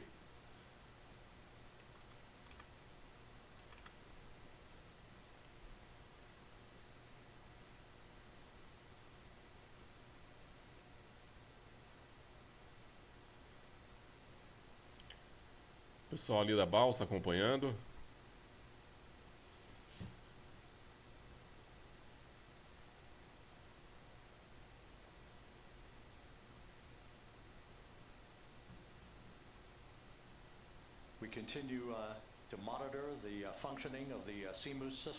Lembrando que a última vez que astronautas retornaram da Lua, isso aí já tem uns 50 anos já, hein? Se não me falha a memória, foi em 1972 que astronautas retornaram da Lua, assim como a gente está vendo hoje, hein? Então, praticamente aí meio século depois, estamos novamente assistindo isso. Só que com a diferença que hoje em dia a gente consegue ver tudo em tempo real, né? Naquela época, 50 anos atrás, demorava dias para chegar às imagens. Agora a gente já consegue acompanhar tudo em tempo real aí, graças às maravilhas da tecnologia. Os helicópteros vão fazer o resgate ali do pessoal também, vai dar todo o suporte, vamos acompanhar aí. We see the beacon on, however, the recovery team is not seeing the signal. Enquanto isso, galera, vai deixando o like aí na nossa transmissão. Deixa eu ver quantos likes tem aqui. Quantos likes, Mano Biza? Deixa eu ver que essa galera tá fortalecendo.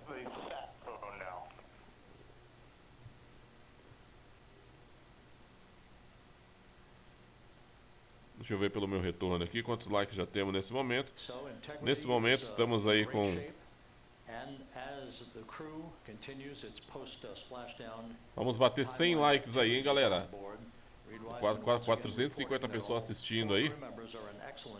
Dá pra fortalecer mais no like aí, hein? Bora! Bora, ajuda o like aí.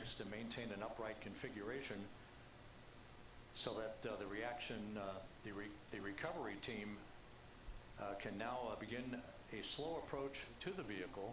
Meanwhile, here in the flight control room, entry flight director Rick Hentling is polling his team of flight controllers for the start of powering down the vehicle after a thorough systems check. We have no toxic gases to be concerned about, so the recovery personnel can approach the vehicle, but not until we have powered down the spacecraft. That's expected to take a few more minutes.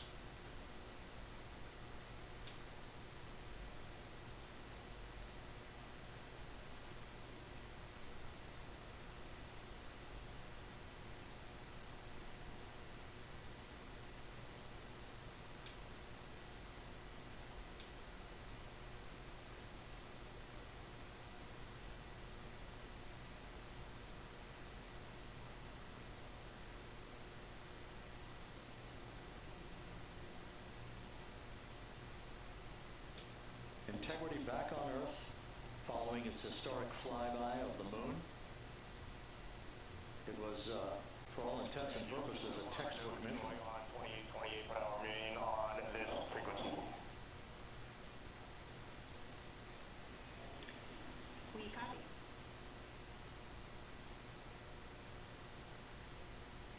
Reed Wiseman Indicating some trouble with the SARSAT phone on board. But that's not an issue. What is more important is that the vehicle is solid. Obrigado, viu? Obrigado, galera, que deixou um like aí na transmissão. Obrigado, deu um pulo bem grande aqui agora no número de like. Obrigado a vocês que nos ajudaram aí, apertando o botão do like. Lembrando que quanto mais like vocês apertam, mais o YouTube divulga a nossa live aí para mais pessoas aí. E mais pessoas chegam aqui para interagir conosco aí no nosso chat ao vivo também aí, beleza? 130 likes no momento aí, muito obrigado aí. 9 horas e 15 minutos pelo horário de Brasília aqui no canal do Mano Biza, hein?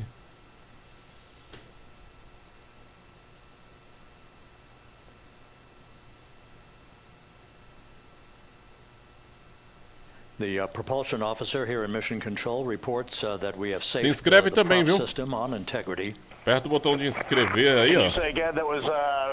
Seu nome também aparece na tela e fica eternizado aqui, tá? Integrity, Houston did not call. No momento já somos 127 mil. Vai bater daqui a pouquinho 128 mil inscritos aqui no nosso canal aí, hein? Copy that, Houston. It might have been on the SAR radio. Stand by. Essa imagem aí tá parecendo aquela imagem do padre que subiu de balão, né? All of the milestones were executed in perfect fashion. Integrity entering the Earth's atmosphere right on time, reaching its peak speed shortly after a blackout period began. We emerged from the blackout period. Jorge Joia se inscreveu aí no nosso canal, o canal do Mano Biza. Seja bem-vindo, Jorge Joia. Faça como ele aí, seu nome fica para sempre aí na live aí. 9 horas e 17 minutos, estamos ao vivo. First, the forward bay cover being pulled off the top of the vehicle by a Aguardando series aí of 3 o parachutes. resgate dos Then astronautas. the drogue chutes were deployed, followed by the 3 main chutes that slowed the splashdown velocity of Integrity to just 19 miles an hour.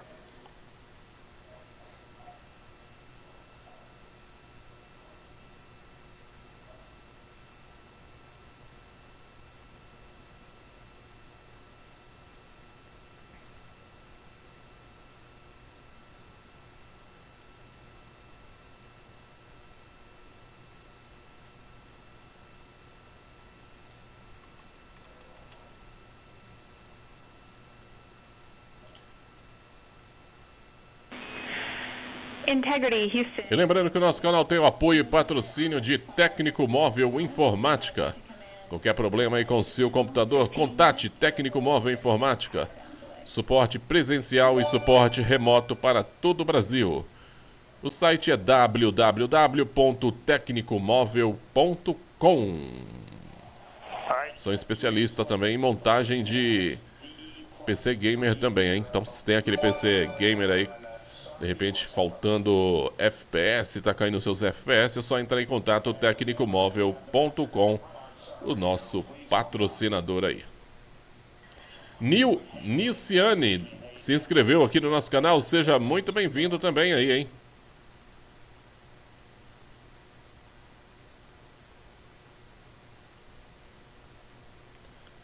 Obrigado vocês que estão deixando o like aí, tô vendo que o like tá subindo aqui. Orly Ribeiro se inscreveu no canal do Mano Biza. Seja muito bem-vindo e ótima noite para você também.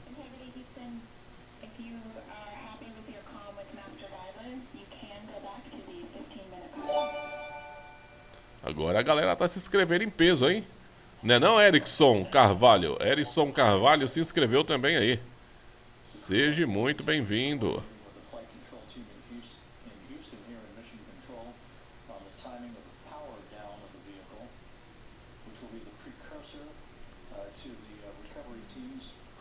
Me manda um oi. É o Pedro Ferreira. Me manda um oi, só um oi. Fala meu nome inteiro. Tá bom. É Pedro Ferreira, é isso mesmo que eu tô lendo aqui? Tá mandado o seu oi. Agora você se inscreve aí também no canal, hein? Vai aparecer, se você se inscrever, aparece na tela e fica mais fácil para eu falar, que fica maior, né? Mais fácil de ler aí. Beleza? Imagens ao vivo aí nesse exato momento. 9 horas. 9 horas e 20 minutos. Olha aí a balsa chegando para fazer o resgate ali, ó. Olha nesse exato momento. A balsa chegando para fazer o resgate.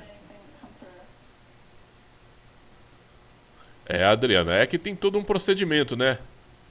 Até chegar também, porque de repente a balsa vem de uma certa distância, até chegar também demora um pouquinho. Vamos acompanhar aí esse momento único.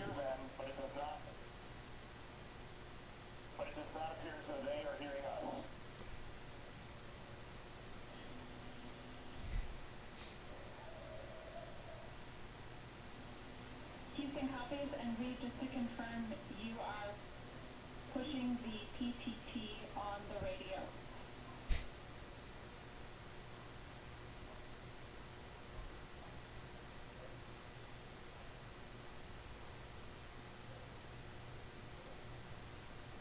So as we continue to sort out the communications between integrity and the recovery teams, we are standing by for the initiation of power down procedures that, as you see, the recovery teams are moving towards the side of the capsule. The next major event will be the erection of that large inflatable raft called the front porch. That will be the protocol for the crew as they're being extracted one by one from the vehicle.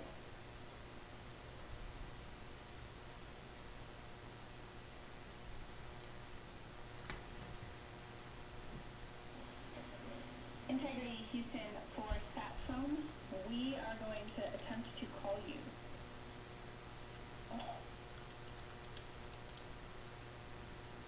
Good idea, standing by. And Jackie, yes, we are pushing the push to talk, the two buttons on the left side of the radio below the up-down arrows. We are utilizing them. I'm rebooting the radio to see if we get good comms. Okay, we copy all, and just to confirm, you are seeing that you are touchdown plus 3030 for power, correct? That's affirmative.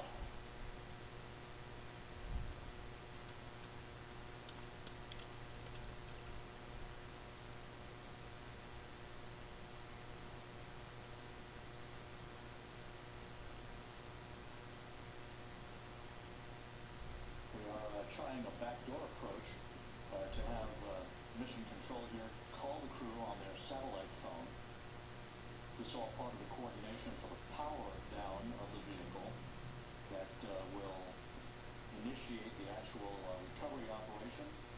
The first boats with the Navy divers on board are standing by, waiting to close in on integrity to begin the process of erecting the large inflatable raft that's called the front porch that will be where the astronauts are extracted from so that they can have a few minutes to get their land legs back before they're hoisted aboard the Navy helicopters for the flight back to the deck of the USS John P. Murphy.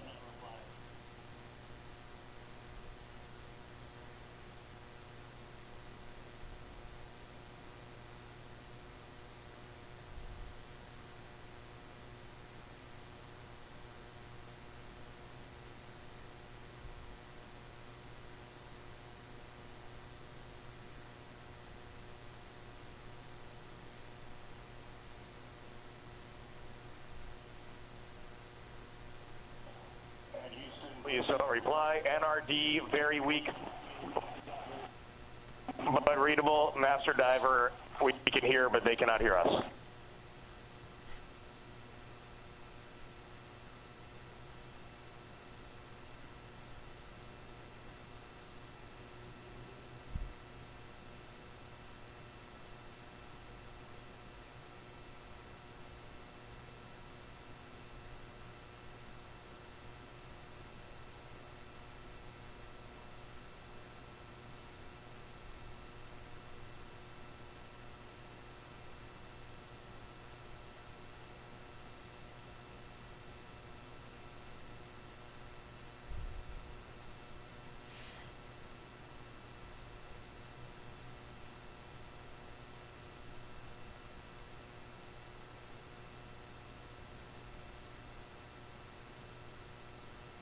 And Houston on OE1, is there any chance to tie us into NRD?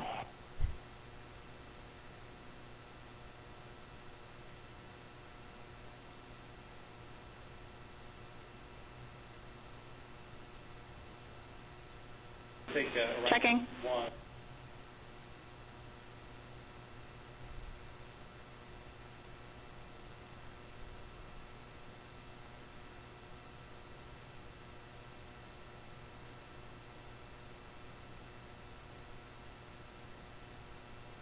This is Mission Control Houston.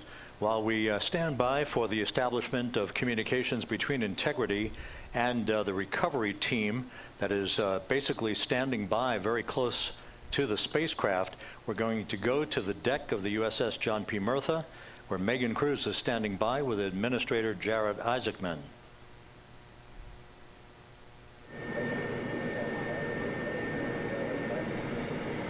Hey, Rob, yeah, just such an honor to be able to be here on the ship, to be able to share and experience this moment with everyone together. And of course, as you just said, yes, here with NASA Administrator Jared Isaacman. Administrator, how did you feel getting to witness this and seeing NASA at its best?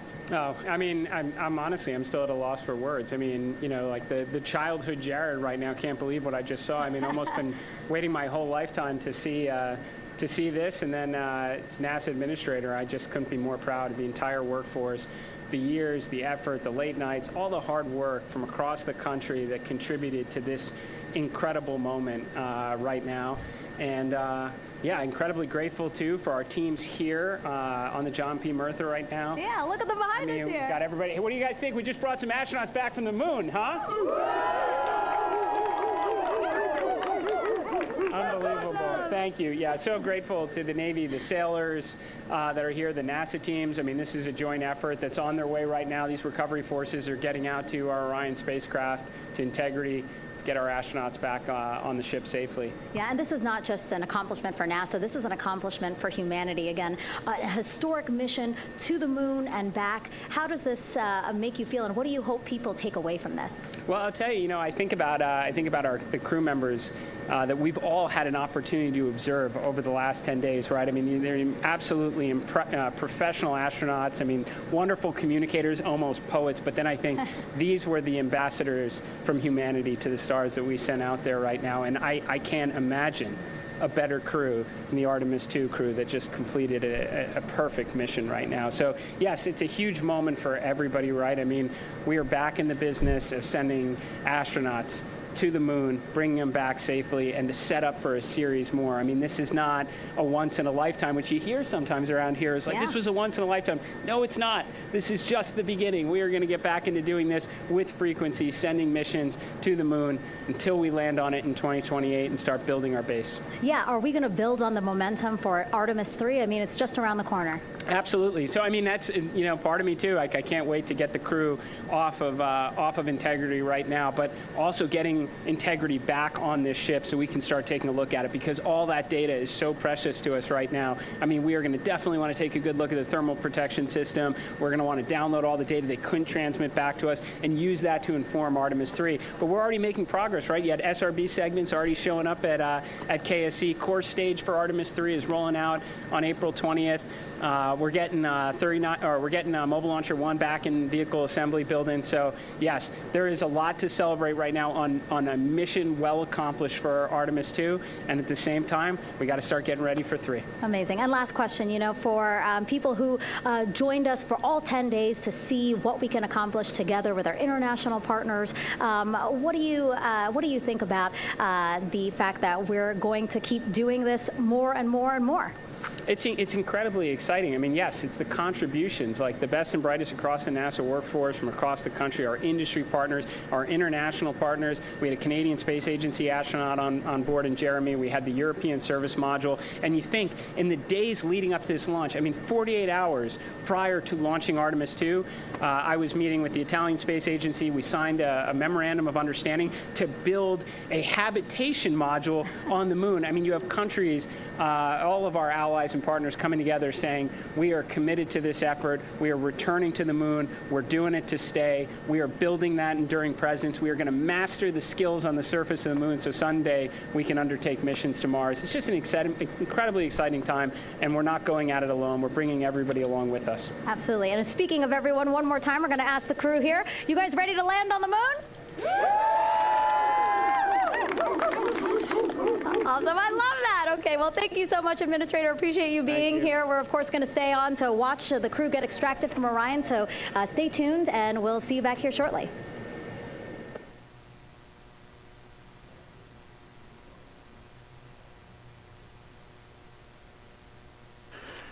Thank you, Megan, and thank you, Administrator Isaacman.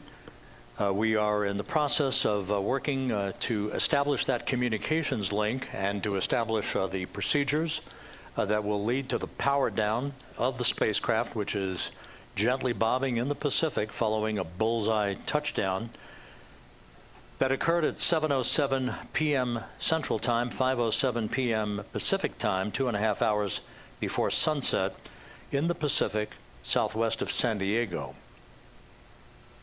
We have once again heard from the crew during that interview opportunity with the administrator, and we have 4 healthy crew members on board.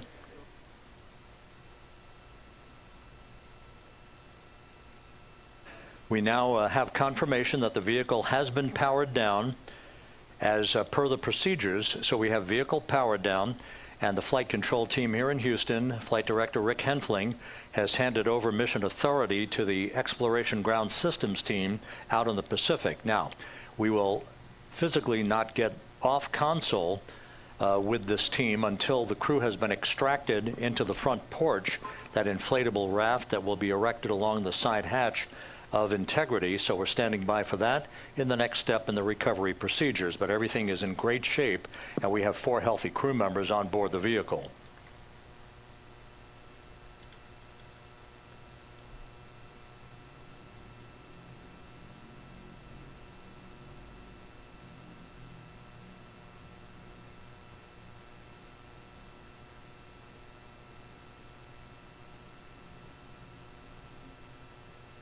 All of the entry events went by the book, no issues, perfect trajectory for Integrity that was culminated with one final raise burn to improve the angle of attack for the vehicle as it entered the Earth's atmosphere. All of that flight dynamics computation worked like a charm.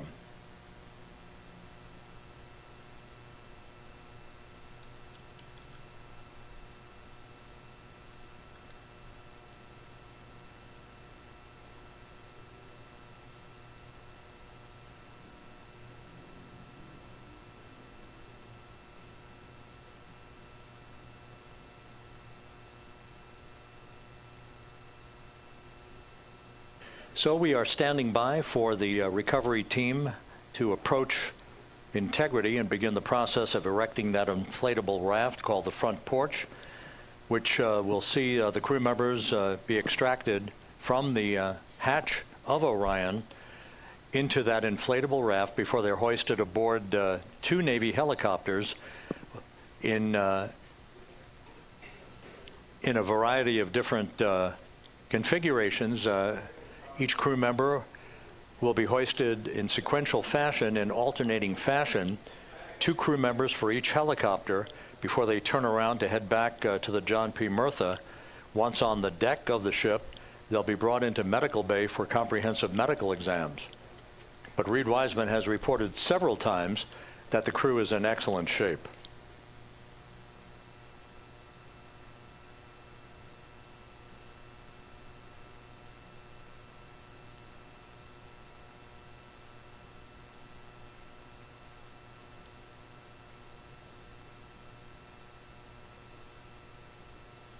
So just to recap, it has been some 26.5 minutes since the splashdown of Integrity in the Pacific. The vehicle is in excellent shape. It performed like a champ all the way Juca down, Bala mandou through the Earth's R$5. atmosphere. No Free Fire, All já the tem vehicle lua de functions, sangue tropa. were checked off in excellent trip hammer fashion. The parachutes all deployed as planned.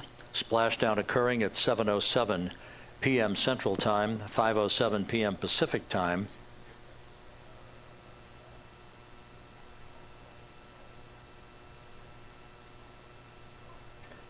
And after a bit of a tussle to try to establish a communications link with the recovery team, we were finally able to run through the procedures for the powering down of the vehicle.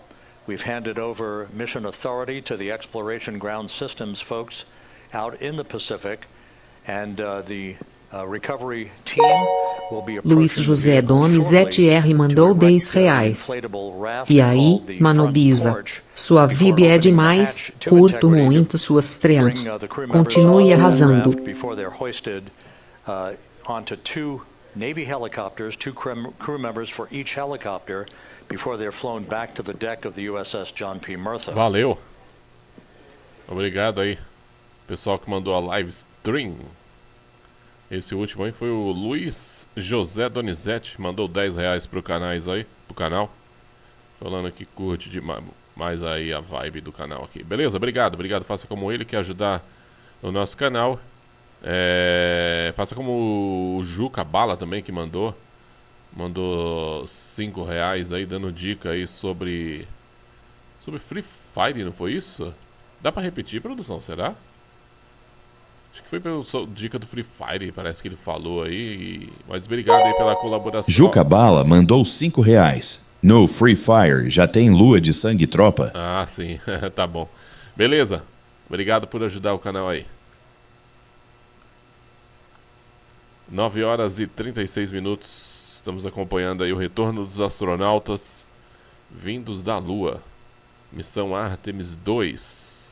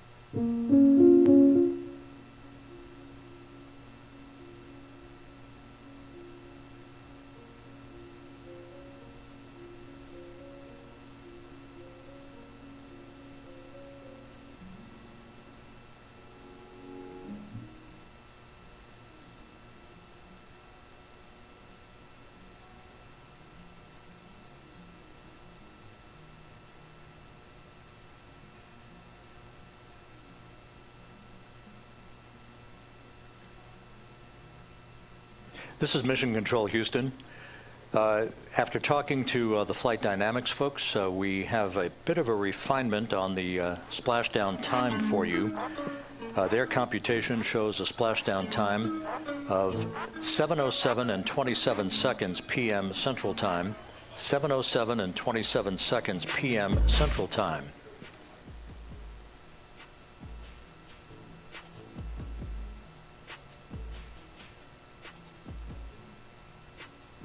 That would equate to a mission elapsed time of 9 days, 1 hour, 32 minutes, and 15 seconds.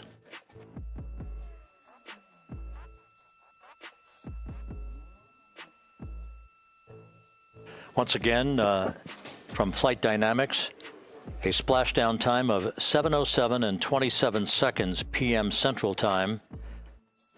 That would equate to a mission elapsed time of 9 days, 1 hour, 32 minutes, and 15 seconds.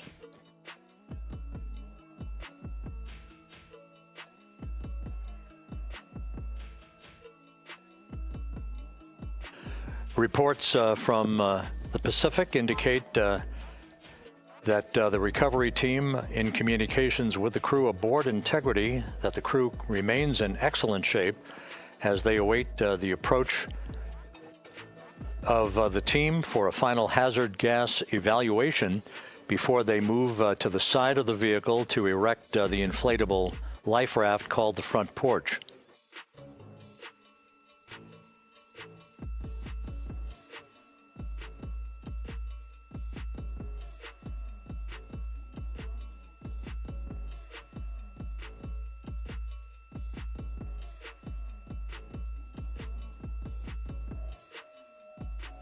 Again, no issues with Integrity. The vehicle is powered down.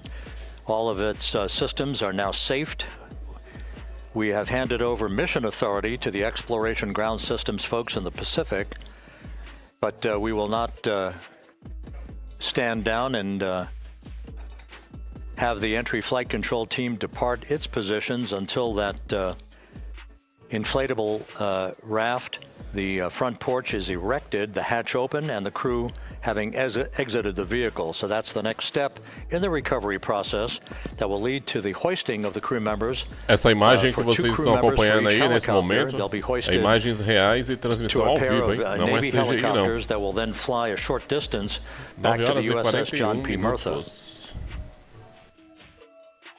Vamos continuar acompanhando aqui What you're até o looking at momento is one of do the fast resgate boats completo, hein? circling the vehicle to make a hazard assessment.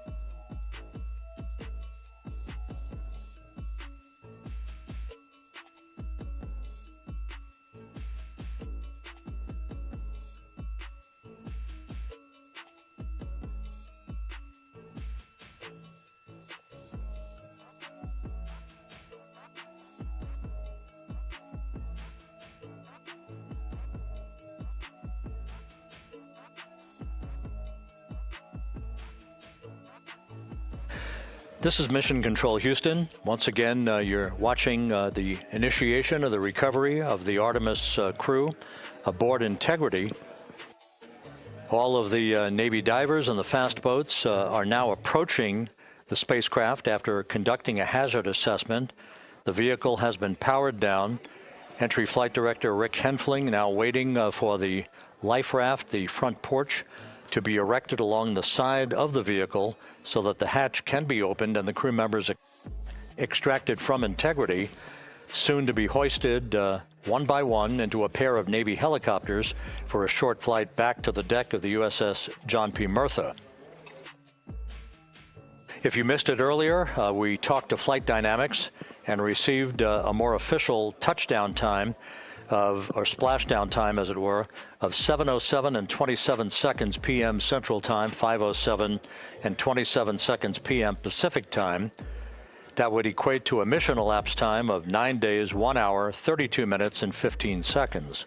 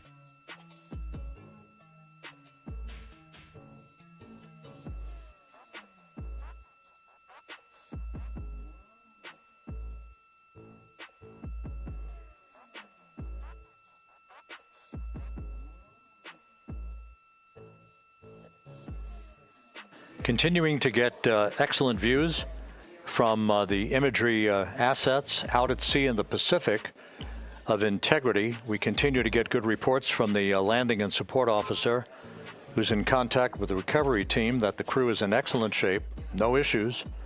They're just currently biding their time, waiting for the front porch to be erected.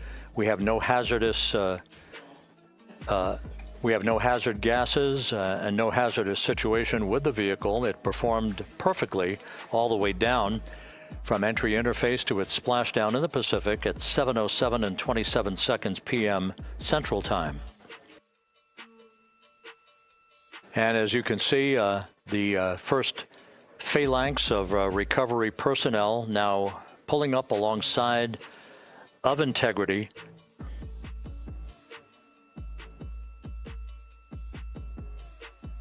This includes Navy divers, a Navy flight surgeon, and other recovery personnel who have trained for several years for this recovery process.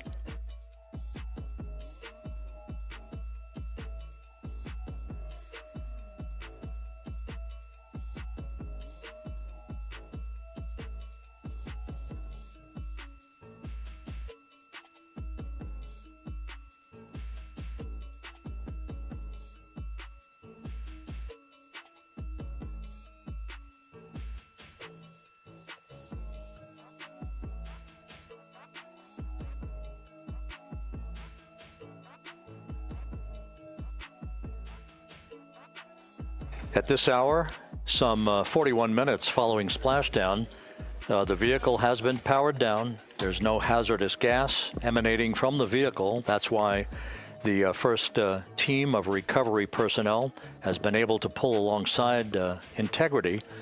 And the reports continue to come in that the 4 astronauts are in excellent shape.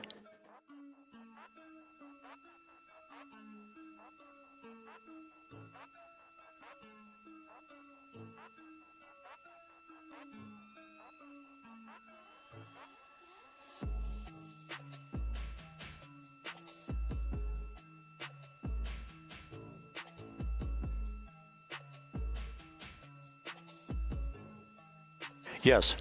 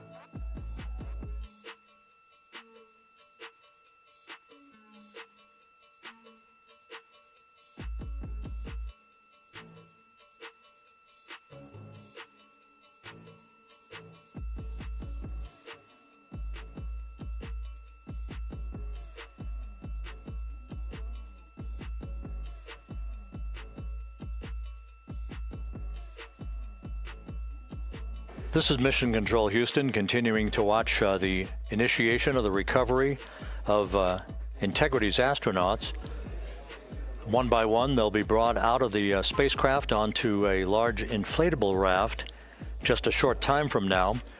In the meantime, we can go back to the USS John P. Murtha, where my colleague Megan Cruz is standing by to provide her situation report.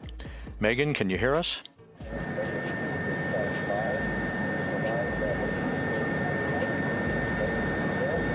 Hey, Rob. Yes, I can hear you. Thank you. Yeah, we're back here on the bow of the recovery ship where there are still plenty of people peering out into the water. We are not very far from the action everyone is seeing on their screen now.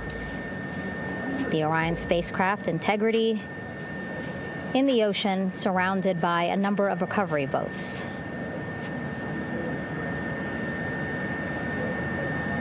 As Rob has been saying, in those recovery boats, NASA and Navy personnel specifically trained to get the astronauts out of Orion.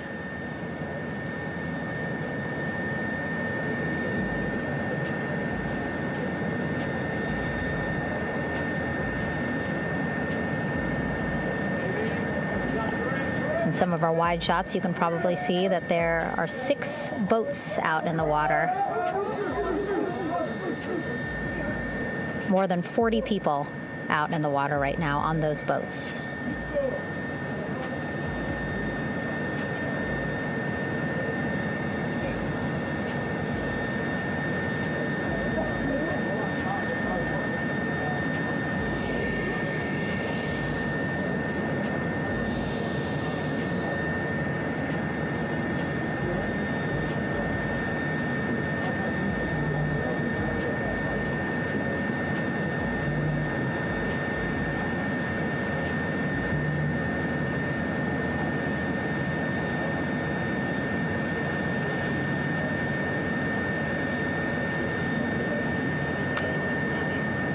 First order of business is to set up the front porch and the stabilization collar.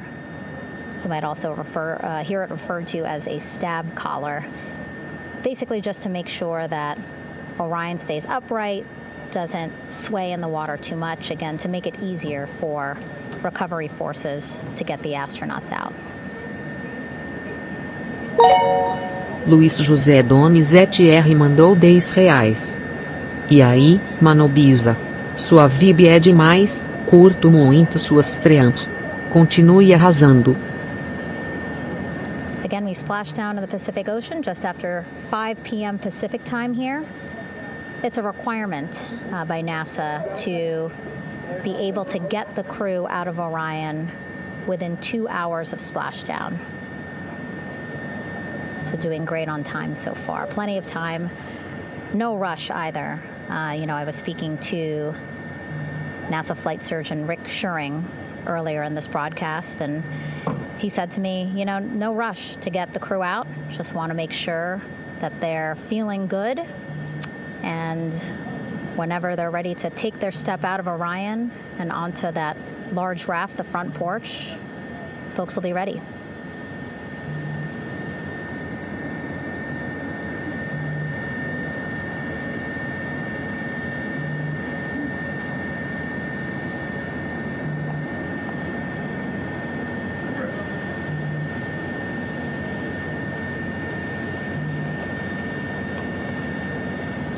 And as there are mission audio loops in mission control in Houston, there is a mission audio loop here on the ship, and it was just reported out that the side hatch is open.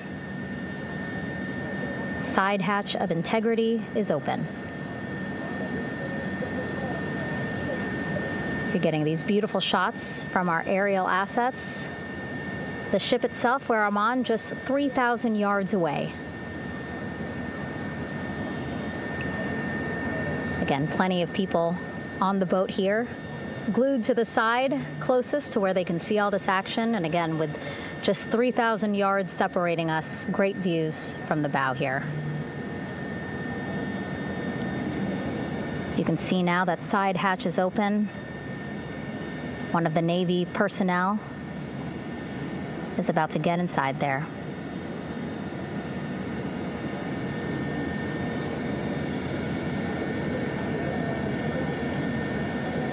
In they go. In total, 4 will go into Orion. So it'll be a little bit of a tight squeeze, but the goal is to have a recovery personnel with each astronaut assessing them.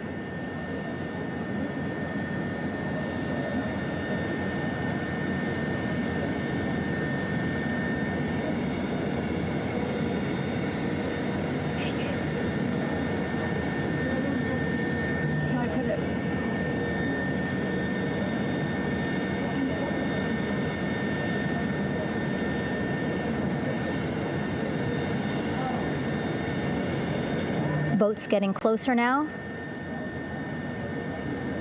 Again, that one that's right up against Orion, those are the divers that will go in to the spacecraft to check on each of the astronauts. These other boats will begin doing a number of things, putting on that stabilization collar. Olha aí, galera, nesse momento aí, todo o procedimento sendo executado para fazer o resgate aí dos astronautas. Daqui a pouco vai vir uma lancha ou um navio que vai estar rebocando ela do mar, hein? Acho que era a Adriana que estava perguntando por que não resgata logo. É que tem todo um procedimento a ser executado antes, né? Inclusive até procedimentos aí relacionados à segurança de radiação, essas coisas assim, né? Lembrando que essa cápsula veio do espaço, então é feito toda uma medição ali para evitar algum tipo de perigo, né? Para quem está fazendo o resgate ali. Então por esse motivo é toda uma série de procedimentos e acaba demorando aí para poder fazer um resgate. Estamos no aguardo aí, estou acompanhando aqui com vocês, hein? O helicóptero aí, ó.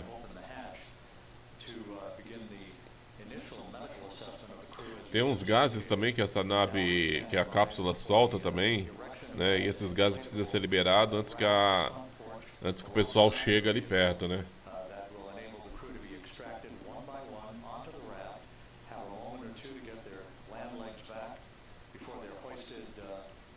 É sério que alguém acredita que o homem foi à Lua? É sério que existem pessoas que também acreditam que o homem não foi à Lua? Tá rolando uma enquete aí, tá, galera? Eu deixei uma enquete aberta aí. Você acredita que o homem pisou na Lua? 66% das pessoas acreditam que sim, o homem pisou na Lua.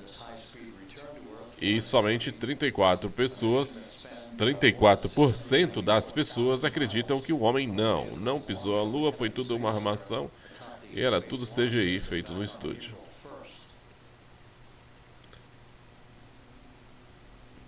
E você, participa da nossa enquete aí. E aí, você acredita ou não que o homem pisou na Lua há 50 anos atrás?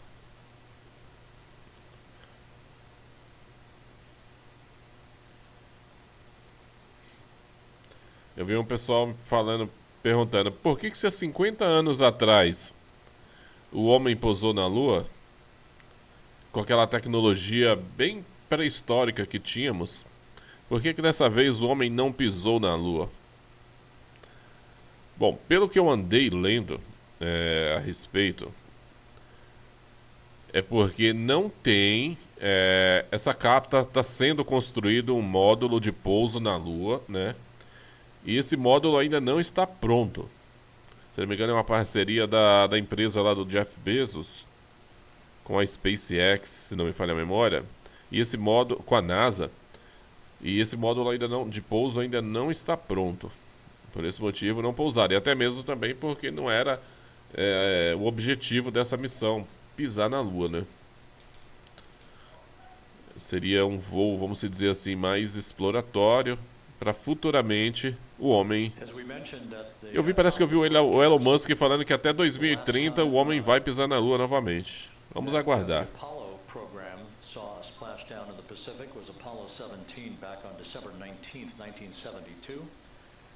So, for the first time in 53 and a half years, we have reenacted that with the arrival of Integrity's astronauts as they flew around the moon in that historic... Pessoal, você que está assistindo nossa live aí, se puder fortalecer, apertar o botão do like aí, a gente fica eternamente grato aí a vocês aí, tá?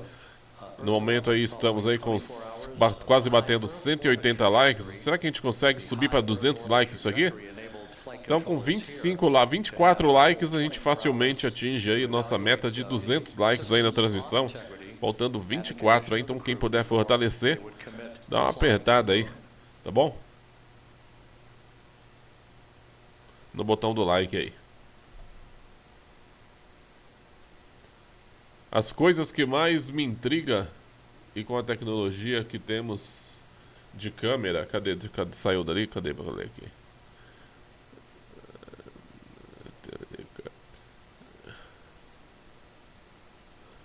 Tá, ele tá falando como que as imagens da descida são tudo bugadas. Não vemos nos vídeos dos moradores. Uma coisa que o pessoal também bastante fala é a respeito das imagens da Lua, né? Que às vezes no começo começou a chegar umas imagens bem ruinzinhas da Lua, né? E aí o pessoal, pô, parece que eles levaram até Pix pra tirar foto. Hoje em dia a gente tem câmera de 4K, 8K e o pessoal leva Tech Pix, não é? Por causa na verdade também é tudo por causa também de uma... É que muitas vezes a imagem acaba sendo também replicada, vai perdendo qualidade, né? Fora isso, também tem a largura de banda, que às vezes eles priorizam para a passagem de dados mais importantes do que os dados da imagem, né? Mas não tenha dúvida que lá na cápsula foram câmeras de última geração. E a NASA, inclusive a NASA já está soltando aí de vez em quando, ela solta as imagens da Lua.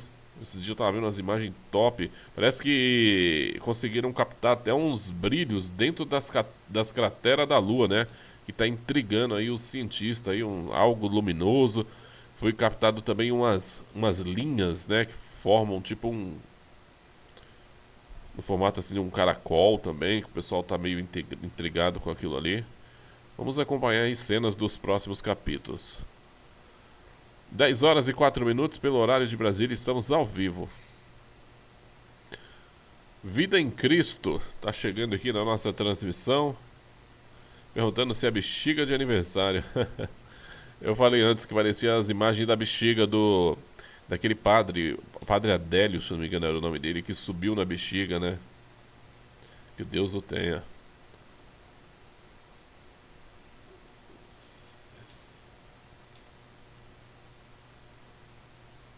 Isadora Silva também acompanhando a transmissão aqui e participando no nosso chat. Você que está deixando o like aí, obrigado, viu? 189 likes, agora faltando somente 11 likes pra gente bater nossa meta aí de 200 likes aí. 11 likezinho maroto, galera. Bora fortalecer e dar aquela fortalecida?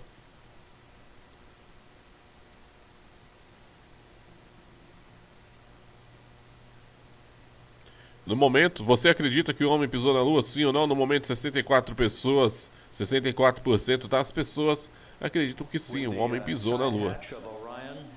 E 36% acreditam que não, o homem não pisou na Lua, foi tudo uma montagem. Olha essa imagem aí, ó. Let's play for you an interview that my colleague Megan Cruz conducted on the USS John P. Murtha with Navy diver First Class David McMahon that explains how this process is unfolding. Okay, Davey, so you and some of your team, one last look over of the stabilization collar, correct? Yes, ma'am. Okay, so what is this stabilization collar? This is what's going to stabilize the capsule out there in the ocean. We don't know how good the weather or the waves will be that day, so this will help prevent any unnecessary occurrences from happening, stabilizing the capsule and the astronauts inside. So basically this is a float that will go around Orion. I'm assuming that what they're doing right now, these are the lines that will attach the collar onto Orion? That is correct.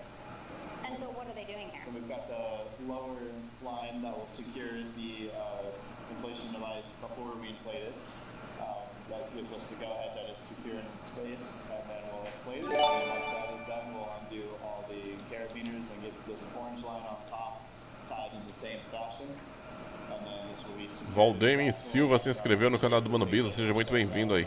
Obrigado pela sua inscrição. Okay, and how long will it take them to set up the stabilization collar? We should definitely be able to handle this in under 10 minutes. Okay, wow. And then you just mentioned the front porch, so basically after they set up the stabilization collar, then they set up... Pessoal se preparando para o resgate nesse momento aí. Okay, and what's the front porch? The front porch is basically a bigger waiting room for the astronauts to sit in. Subiu aqui, ó. 65% das pessoas acreditam que o homem pisou na Lua.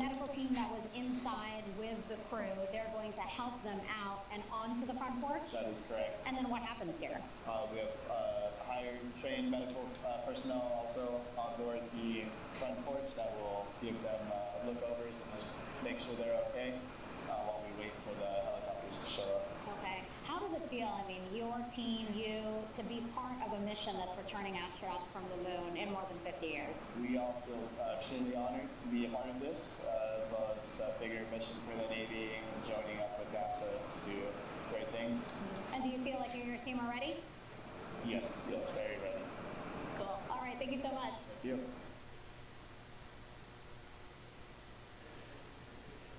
Once again, the recovery operations are continuing out in the Pacific.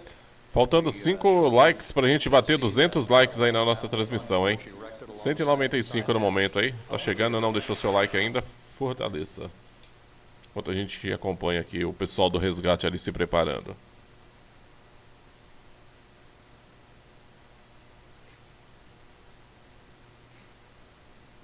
A number of flight controllers have come into the flight control room to receive congratulations from Entry Flight Director Rick Henfling. But we're going to stick with our operations out in the Pacific as we await the extraction of the 4 crew members who are reported to be in excellent condition.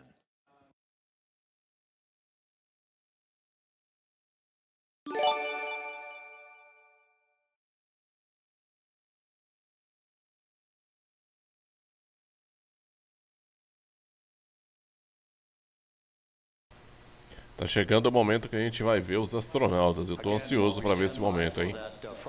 Quero ver eles, ó. Parece até que a janela ali já tá aberta.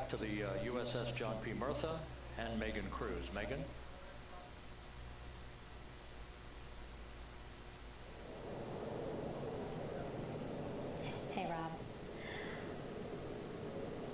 Pausing now to listen to some internal audio loops again. The operations team here on the ship communicating with everyone out on the water. It seems like currents are hindering them a little bit from unfurling and inflating the stabilization collar as well as the front porch. But again, the requirement to get the crew out within 2 hours of splashdown, plenty of time. So no concerns just yet. But as calm as the water looks, yeah, it looks like it's hindering the teams just a tad.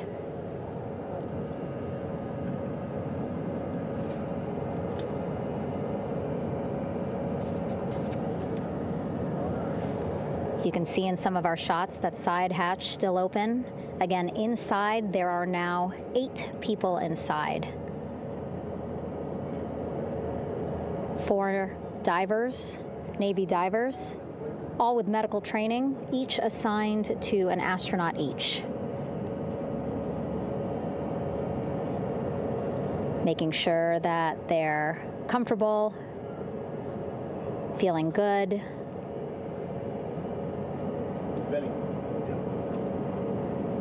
As you've heard us say in the broadcast, you know, they expect a little bit of discomfort. Again, these astronauts just traveled back to Earth at 25,000 miles an hour, a nearly 695,000 mile journey around the moon.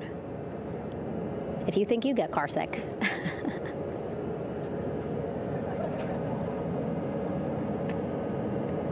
Again, 6 boats out there, lots of gear with them, just in case, right? As we said, the crew reported feeling great, but again, all those folks out there in case they weren't, right? NASA is all about making sure we think about every situation that can happen, and so, of course, wanted to be ready in case any of our astronauts needed more medical attention while out there in the water.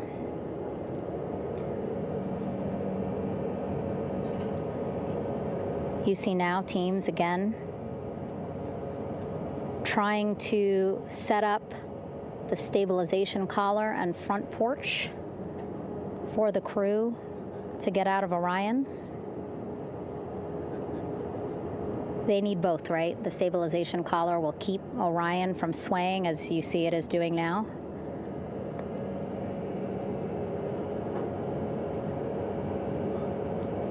And then they will connect the front porch to the stabilization collar so that the crew can take 2 steps and they will be in the front porch.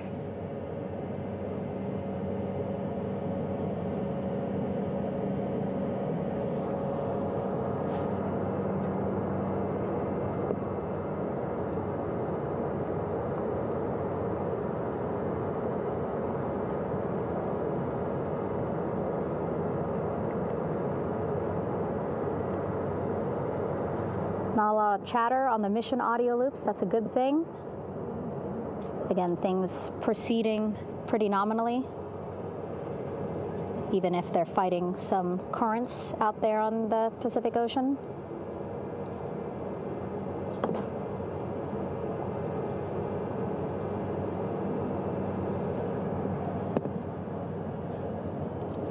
Again, the goal, setting up the stabilization collar and the front porch so that the crew can rest comfortably in the front porch, get placed into harnesses so that 2 helicopters can lift them off the front porch and onto the USS John Murtha here.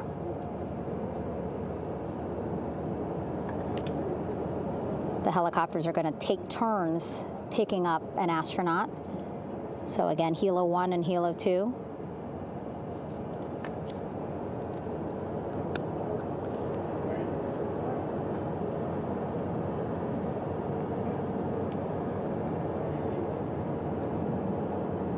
Okay, and the recovery team here on the ship just got a report from the undersea medical officer who is inside the capsule with the crew.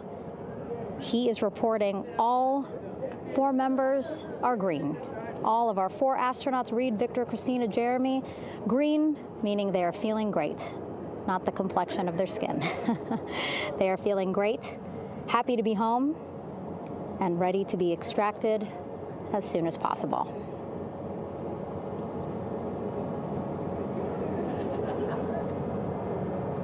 And so, as I was saying, we have 2 helicopters circling the activity you're seeing on the water right now. Each will take turns picking up an astronaut. So Helo 1 will come on in, hover above the front porch, about 40 feet above the front porch. A Navy recovery specialist will be hoisted down into the front porch. The restricted maneuvering doctrine is in effect. We'll connect to the first astronaut, which we're expecting to be Christina. And then Helo 2 comes around, picks up Jeremy, while Helo 1 stays above head. And then Helo 1 will come back in for another astronaut, and then Helo 2 for the last astronaut, and then back to the flight deck here on the recovery ship.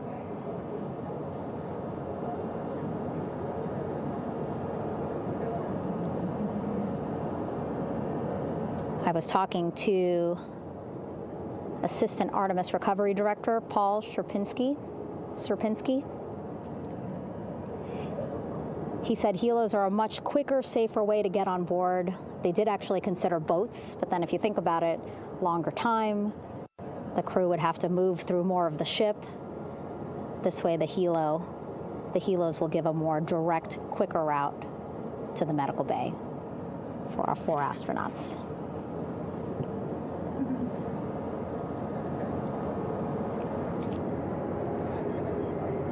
Beautiful shots from our aerial and imagery teams.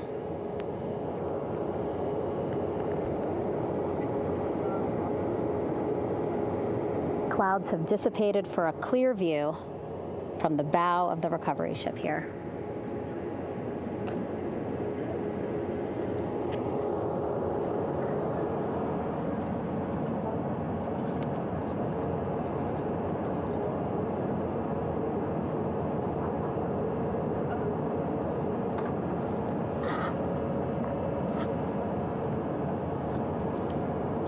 You can still see divers in the water there. Encircling Orion, that is that stabilization collar we've been telling you about. As you saw in that interview just a few minutes ago, they have to first connect it to Orion, and then once it's secured onto Orion, they can inflate it, and then they'll further secure it with other harnesses and lines.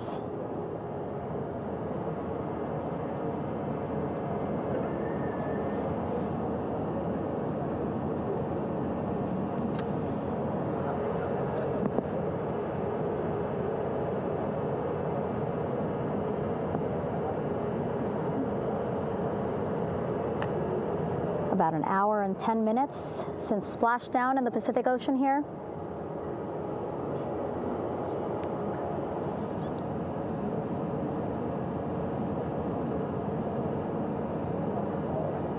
Reed, Victor, Christina, and Jeremy back home after a history-making mission to the moon and back.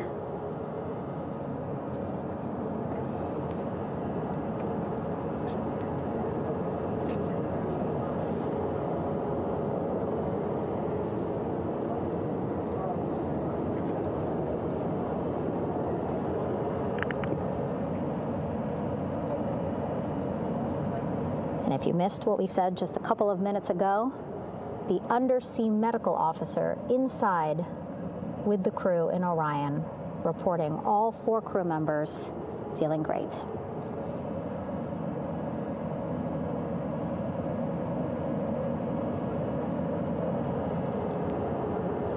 Progress being made there on the stabilization collar. It looks like they are beginning to inflate it.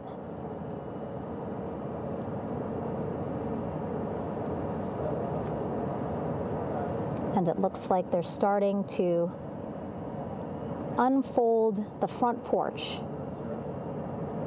in order to get that into the water here shortly and inflate that as well.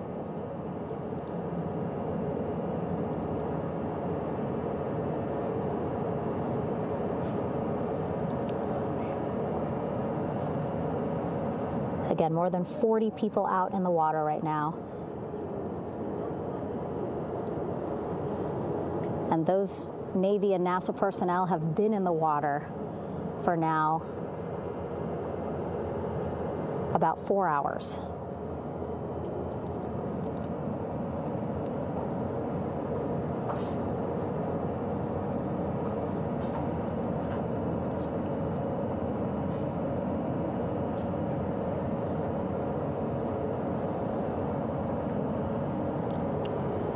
The reason why they had to get out so early is just to stage everything. And actually here on the ship, when there are flight operations happening, you can't have anything else, right? Just because the flight deck can be a dangerous place, so they just want to focus on planes coming and going from the ship, so that's why they wanted to get the boats in the water to make sure that they have all the time they needed for the flight ops. And then the same crew here out in the water, they will stay out in the water for a number of hours after we recover the crew and get them back on the ship, because then they have to recover Orion.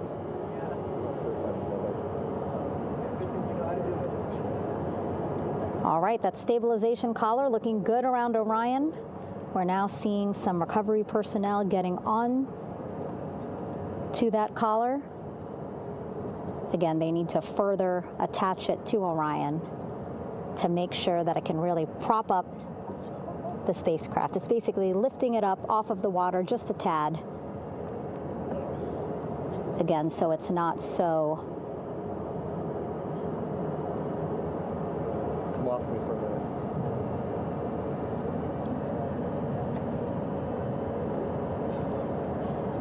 So it doesn't sway so much in the water there.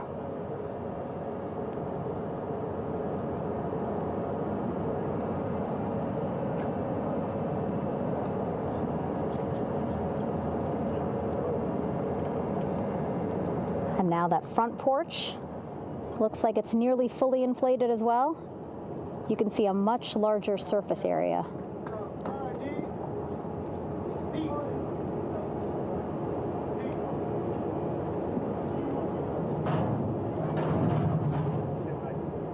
And so once the crew get out of Orion, they can stretch their legs a little bit on this front porch, get some fresh air.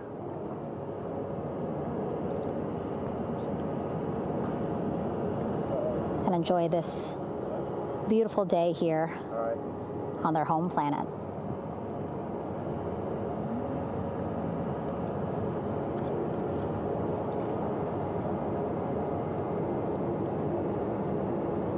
It It appears teams now are about to connect the front porch to the stabilization collar.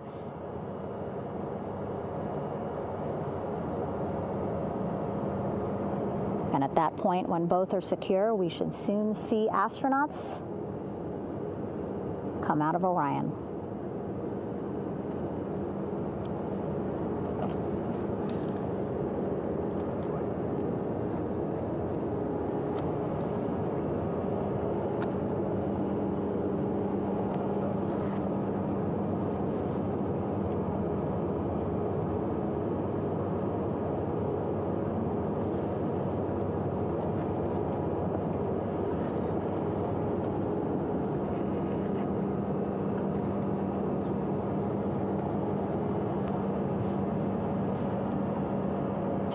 All these views you see also being fed to the Landing Force Operations Center here on the ship. Of course, it is very important for our recovery teams leading the mission to have all the views that you're seeing as well. Again, listening to their communication loop here on the ship. Very quiet, which is a good thing. It means things are going pretty nominally, meaning as expected.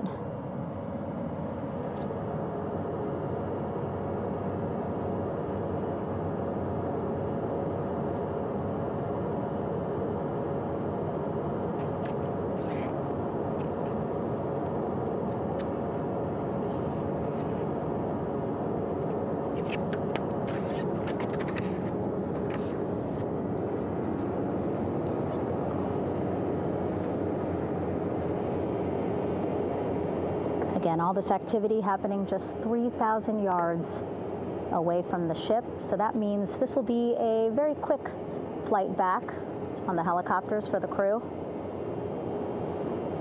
2-3 minutes, and then they'll be back here on the ship. I know.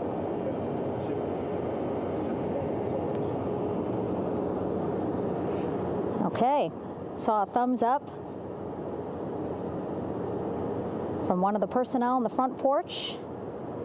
It looks like they are now getting ready to deploy what they call the Air Rescue Vest, ARV. And so this is the harness that each crew member will get into in order to be hoisted into the helicopters. Again, those helicopters hovering just about 40 feet above the front porch when they're ready to pick up each crew member.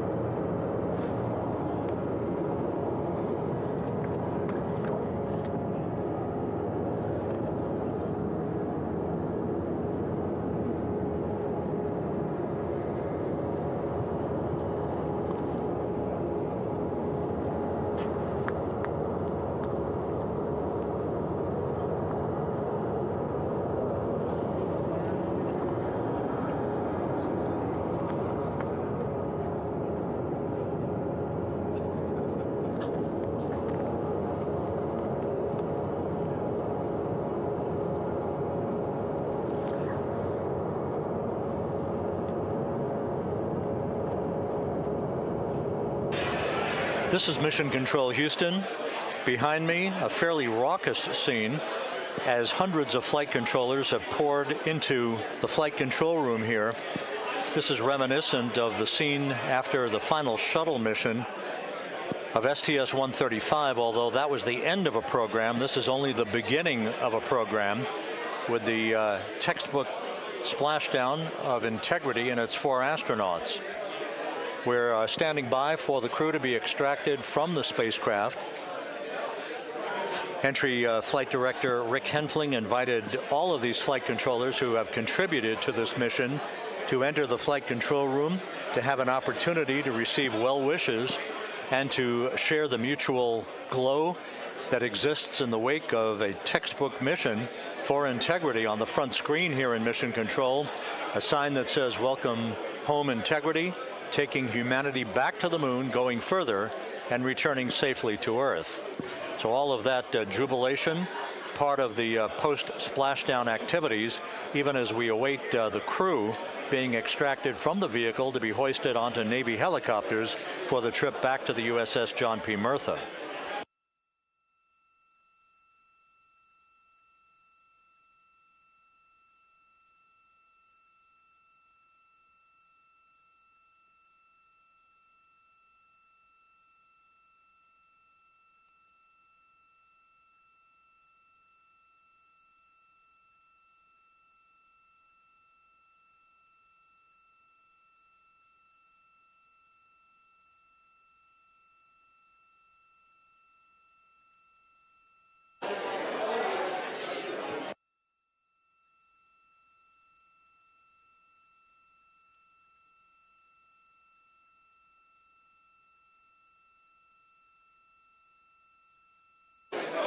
Once again here in Mission Control, this view of the Artemis Flight Control Room, known as the White Flight Control Room. This is the old shuttle flight control room, and now is the home of Artemis missions to the moon and beyond. Once again, quite a few flight controllers were invited in by Entry Flight Director Rick Henfling to share in the jubilation following the successful splashdown of Integrity. That splashdown occurring an hour and 22 minutes ago, as we stand by for the complete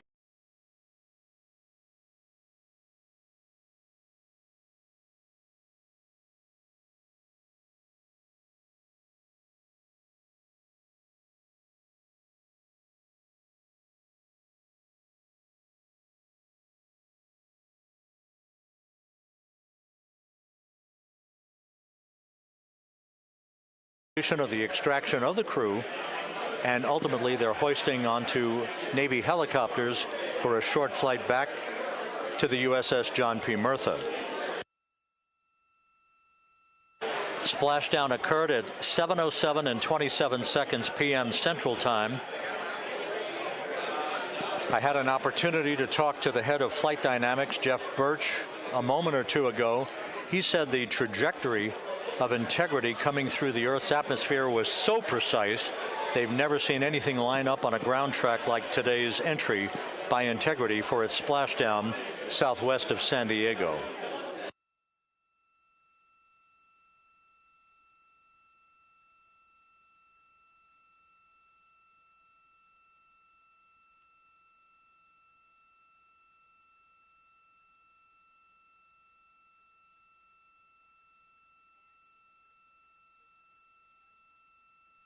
And the initial, you can hear it.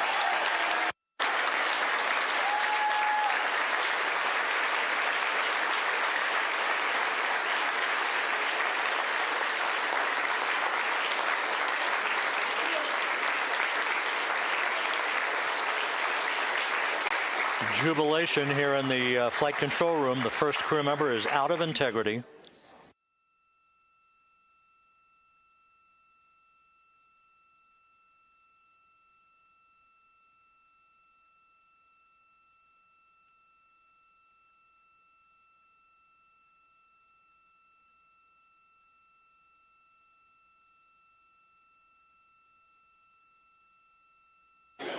We are expecting the other crew members momentarily to be extracted.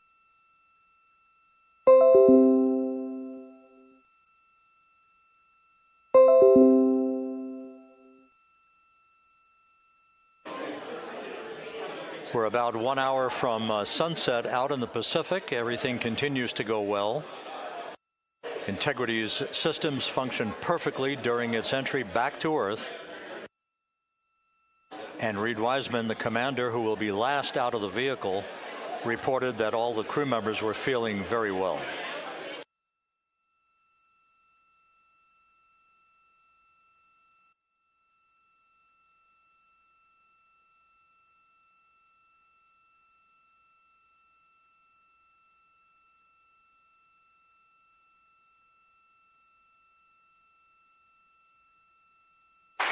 crew member number 3 now out.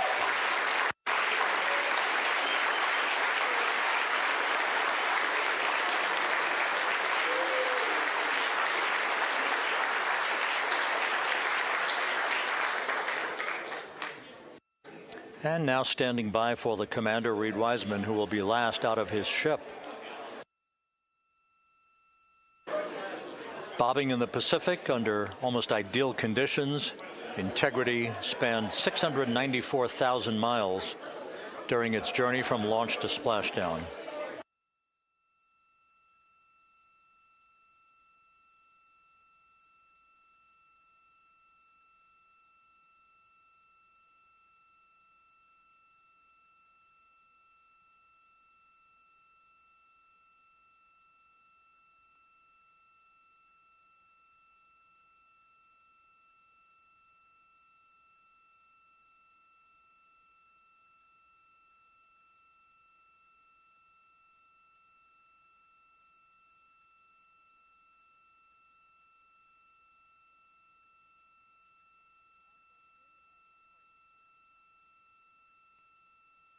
And we now have Reed Wiseman out of the vehicle, all 4 crew members now out of Integrity.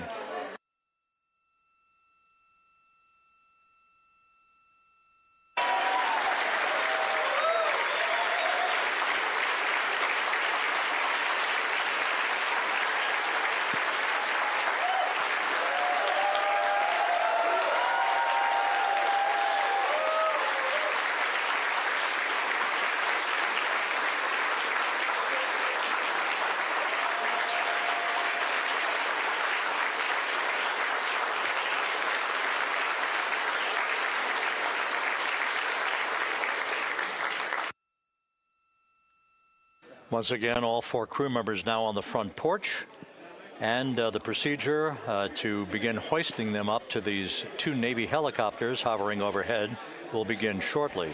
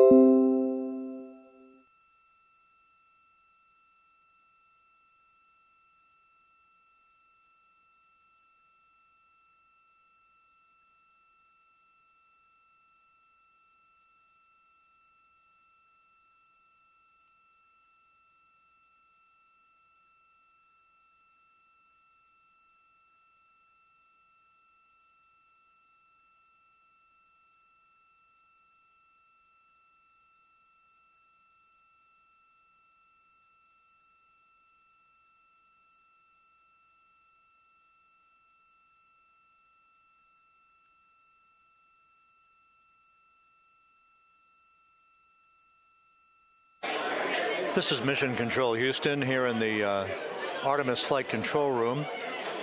A number of flight controllers basking in the glory of the successful end of this mission that carried 4 astronauts around the moon on a lunar flyby, and the first test flight of Orion with crew members on board. Splashdown occurring an hour and 32 minutes ago after a flawless descent back into the Earth's atmosphere for the vehicle. Its 4 crew members in good shape, simply enjoying their time right now on the front porch, as it were, the inflatable raft alongside of their Integrity spacecraft. We're expecting Amit Kshatriya, the NASA Associate Administrator, to join us here momentarily for a brief interview before we turn it back over to Megan Cruz aboard the USS John P. Murtha, the recovery ship.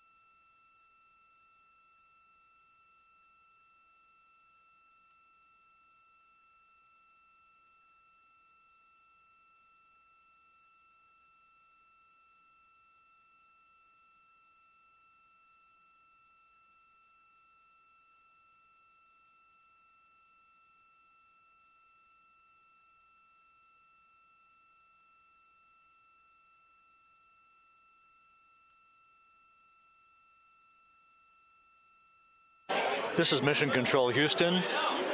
We're about an hour and 34 minutes since the textbook splashdown of Integrity in the Pacific to bring home our astronauts. And with us now is Amit Kshatriya, the NASA Associate Administrator. Amit, a little bit of history made tonight, a little bit of history made over the past few weeks. Your thoughts as this team here basks in the glow of what they just accomplished? Yeah, Rob, we're here in the control center, and it's kind of overrun with jubilant folks from the Mission Control Houston, as well as engineering, and folks that just want to be here, part of it, as we watch our crew get extracted from the vehicle. And, you know, my thought is always about these teams, the team that's in the water right now, pulling the crew out, the team here in Houston that worked so hard over the last 10 days, no sleep to get this done.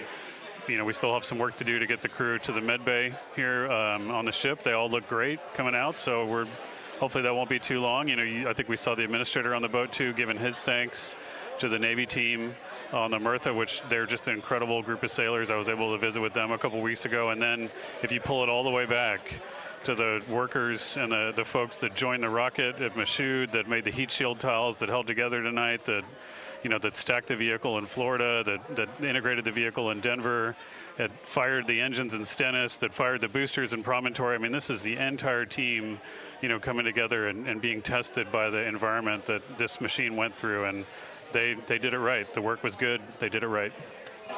You've said in a number of briefings, of course, and in other forums that this is just the first step. The cadence has to step up, as the administrator has indicated.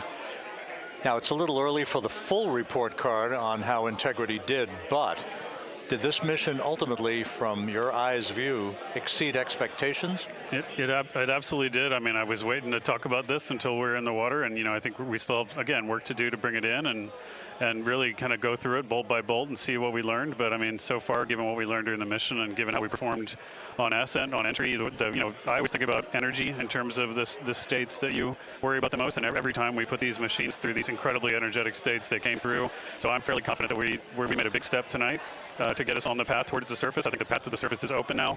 We do have to do all the work, and we'll make sure we talk about that as cleanly as we can. We learned a few things during the mission, but I have to tell you, this was an incredible test of an incredible machine.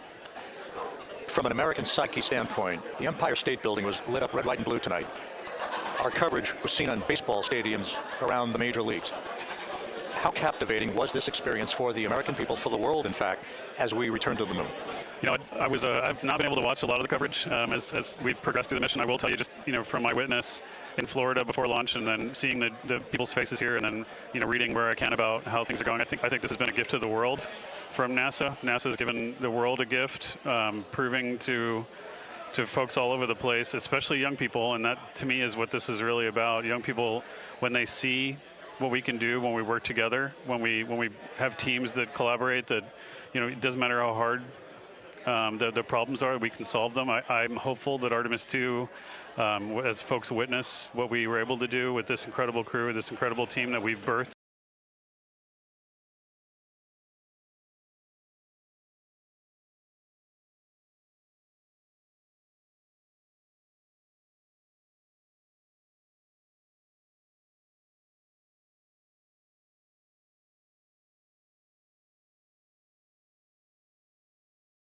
into the world, scientists and engineers and artists that have been inspired by this. And even if they don't come work in the program, which separately they should come work in the program because Lord knows we need the help, but even if they don't want to come work in the program, hopefully they grow up to recognize they can do amazing things when they work together and contribute to society and be good citizens and really change the way, the challenges that are coming in the world are overcomable if we work together like this. And one final question. Flying to the moon, we did it.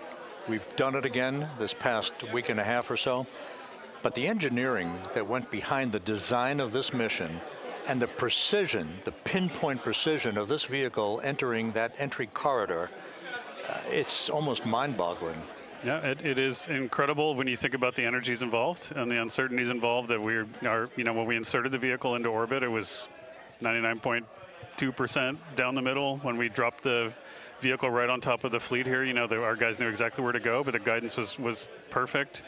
And it's interesting. I've got this question a lot over the last few weeks about, we did this before 53 years ago, and that I think, it is a reasonable thing to contemplate, like what's gone on since then. And what I'd tell you is, when we did Apollo, which again, the more we learn about what they did, the more magical it seems what they were able to accomplish given the technology and the learnings that they had. But when we did Apollo, the architects of Apollo, Gilbert, Seaman, von Braun, Mueller, what they really, really wanted to do, as they were contemplating what it meant to expand our range of action to the lunar surface, what they wanted to do was learn how to live and work in space for a long time. They wanted to do that first before they were confident they could expand their range of action to the moon. Now, of course, the politics of the time and the mission at the time was different, and so they had to go straight to the moon and bring people home. And then after that, the program kind of lost its momentum. But after that, NASA kept moving along those paths, right? So we recognized during Apollo that reusability was going to be important. We spent a lot of money on those machines, and we spent a lot of money on these machines here.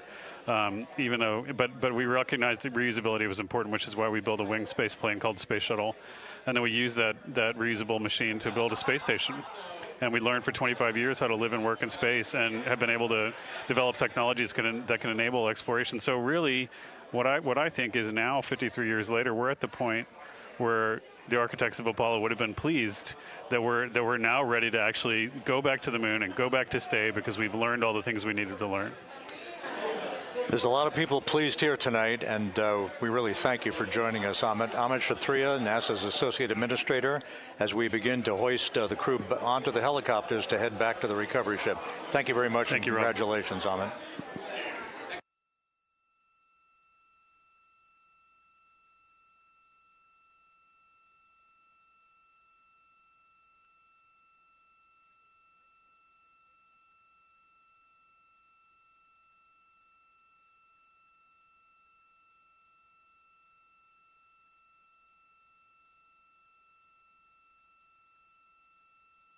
This is Mission Control Houston, with the crew members now beginning to be hoisted aboard the Navy helicopters. Let's go to Megan Cruz aboard the USS John P. Murtha, who will take it from here.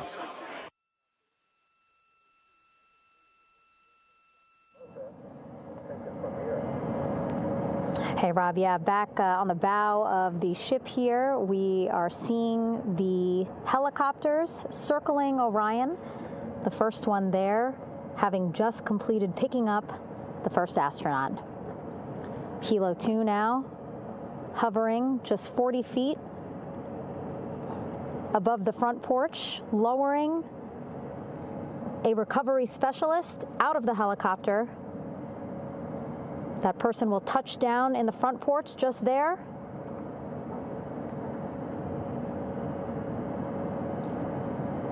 The crew members already outfitted with a harness that will allow them to quickly attach to the hoisting device.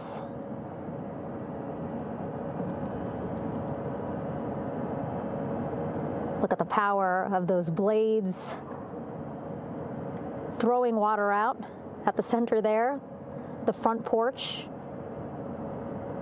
with now 3 astronauts and the recovery specialists.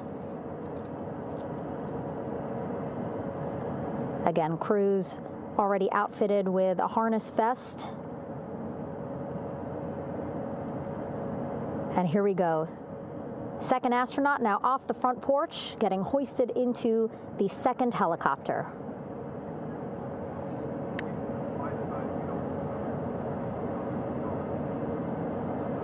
That helicopter will now hover just a distance away to give room for the first helicopter to come back and pick up the third astronaut.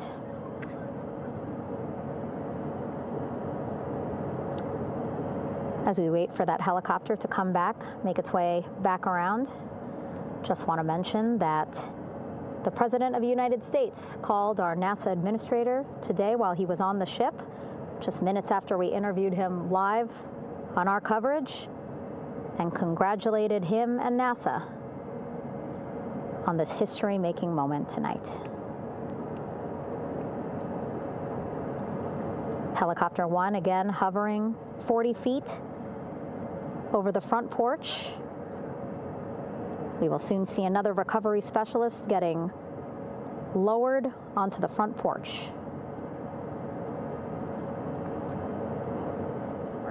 Wow, imagine sitting on that front porch, the wind, the water.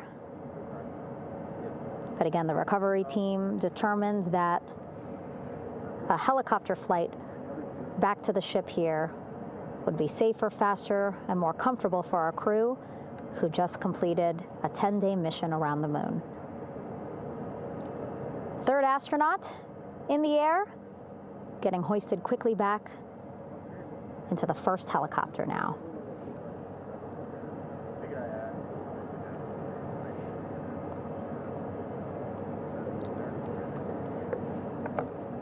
That first helicopter now on its way back to the ship here. We will soon see it land in just a few minutes. Again, all this action happening just 3,000 yards away from us, so a very quick flight back to the flight deck. And now the only person left on the front porch, Commander Reed Wiseman. That second helicopter now making its way back over to the front porch. Here it comes.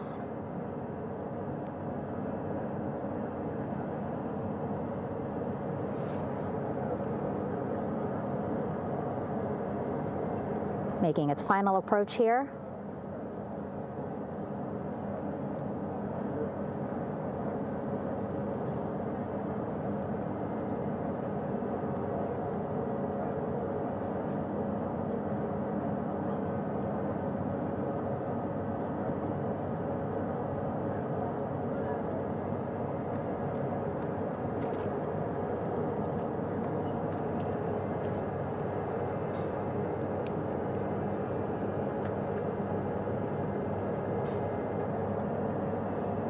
The last astronaut, Commander Reed Wiseman, now off the front porch and almost into the second helicopter. both now on their way back to the ship where we are, the USS John P. Murtha, just west of San Diego in the Pacific Ocean.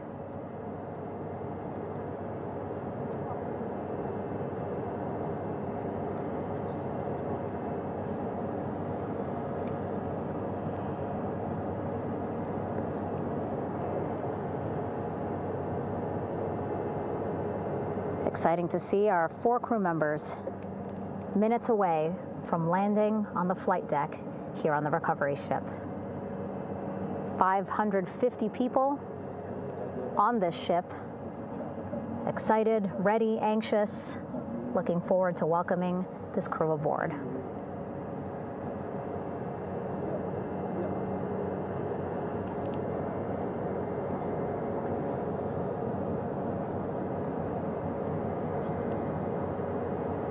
Watching them now with our own eyes. Close to the ship here. Hearing them begin to hover on the flight deck, which is just across from us, here on the bow.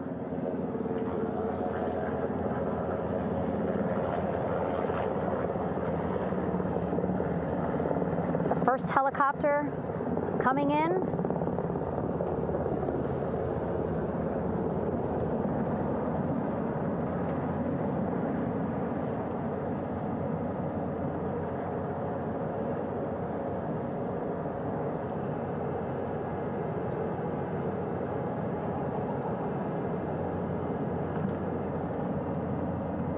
And wheels down. Wheels down of the first helicopter carrying 2 of our Artemis II crew. Pilot Victor Glover and mission specialist Christina Cook.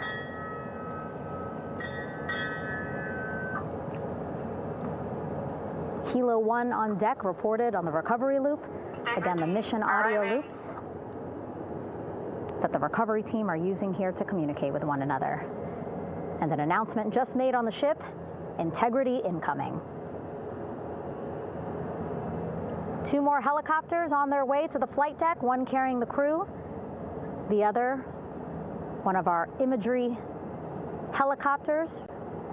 Again, kudos to our imagery and aerial teams for giving us these beautiful views of history in the making. Set amid a gorgeous, soon-to-be sunset here in the Pacific Ocean.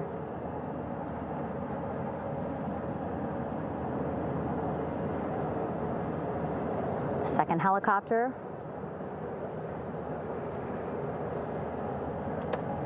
Making its approach of the flight deck.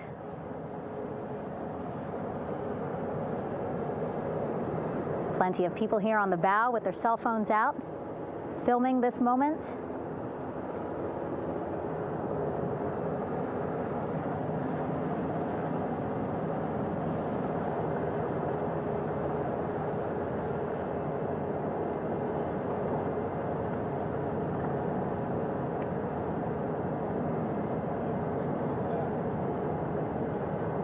Some impressive flying here by the Navy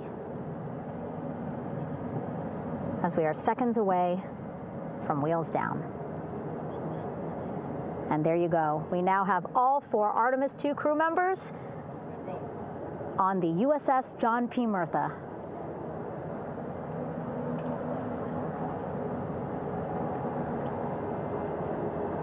I'm sure they're happy to be out of the water and on this recovery ship with, again, 550 people on board, ready to welcome them home. But first, as we've been saying throughout the broadcast, just making sure the crew feel good. We reported that they were feeling good when they were in Orion, but those were just initial, quick, verbal assessments of how they're feeling. Their destination tonight, the medical bay here on the ship, right after we power down the helicopters here.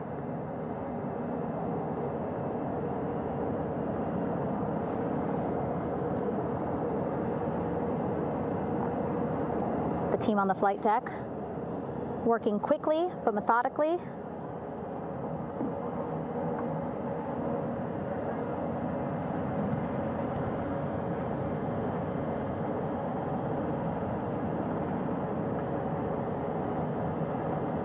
Waiting for just one more helicopter to touch down.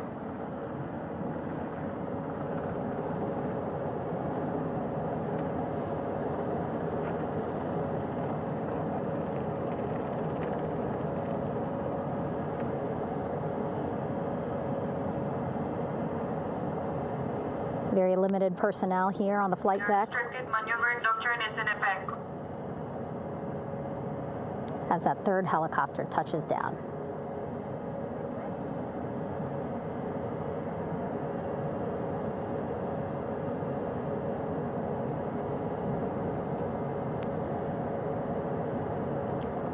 The ship is at flight quarters. Stand clear of weather decks, ACO frame 095, burn no cover stop side, throw no articles over the side, hold all trash and garbage on station. Flight quarters. While just a few folks on the flight deck itself, there are plenty more on some upper decks. I see in some of our views a very packed crowd overhead. Announcements being made over the ship's loudspeaker system, reminding folks to stay clear of operational areas like the flight deck, so that teams can work quickly to get the crew off of the helicopters and into the medical bay.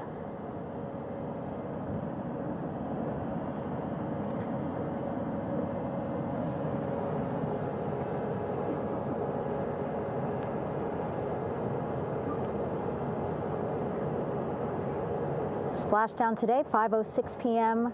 Pacific time.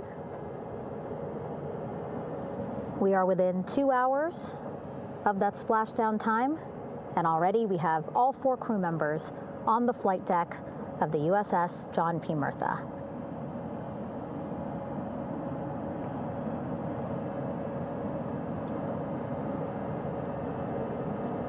Again, crew waiting before getting out for the helicopters to completely shut down.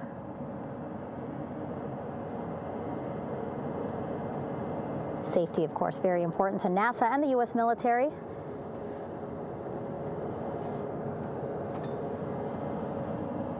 So we'll wait just a couple of minutes here before we start seeing crew members walk off the helicopters one by one.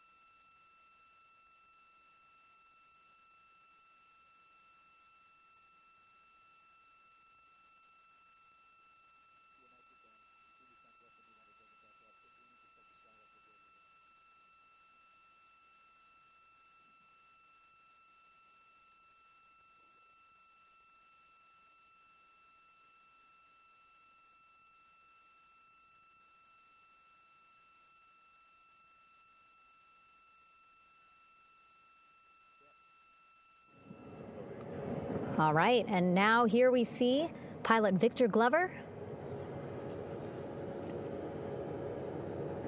and mission specialist Christina Cook sitting on the edge of one of the helicopters, looking in great spirits. That familiar smile and laugh from Victor, I can see it from here. Christina, I'm sure, feeling the same way, just blocked a little bit by our camera here, but we'll see her here shortly. a photographer taking their pictures. Victor saluting folks on the flight deck. They look like they're in great spirits. Happy to be home, I'm sure.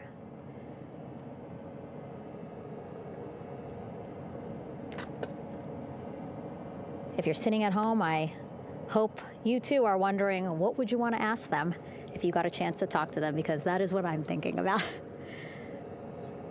Getting the opportunity to talk to or ask questions of these 4 astronauts who just made history as the first crew to return to the moon since 1972.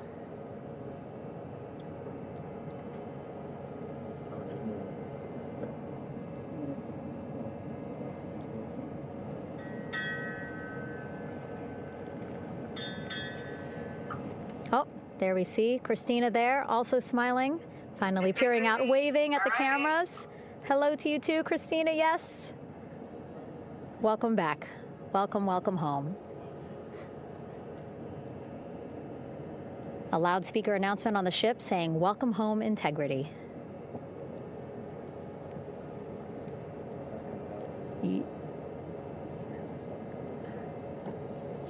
Victor in great spirits. I can't see who he's talking to, but I kind of think that he might be talking to his other 2 crew members. Shouting from across the flight deck, congratulations to one another.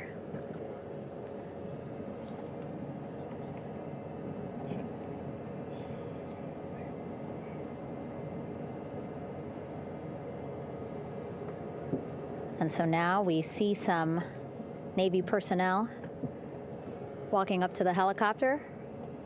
This is again the first helicopter carrying pilot Victor Glover and mission specialist Christina Cook. Both have taken off their helmets now.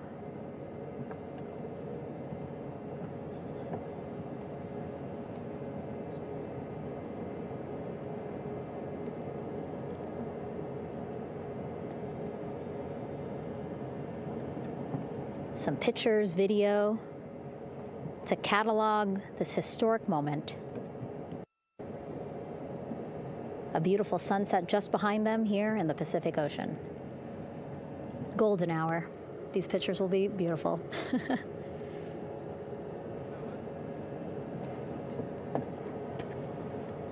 Now we see NASA Administrator Jared Isaacman. He is on the flight deck, as well as Flight Surgeon Rick Schuring walking over to Victor and Christina first. We saw the administrator walk over to the other helicopter, which is carrying Commander Reed Weissman and Mission Specialist Jeremy Hansen. We heard from Rick earlier in the broadcast. Again, he said he's going to be out there on the flight deck to do another initial assessment of the crew, ask them how they're feeling, anything bothering them. But again, from what I'm seeing, they look like they're in great spirits and feeling pretty good for folks who just traveled 695,000 miles from Florida to the moon and now here to the Pacific Ocean.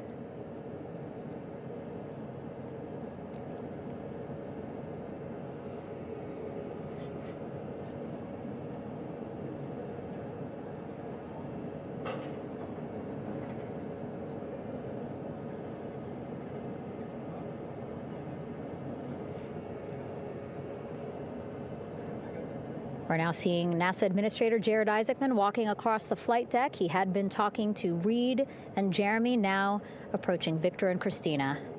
A hug from Victor, a hug from Christina.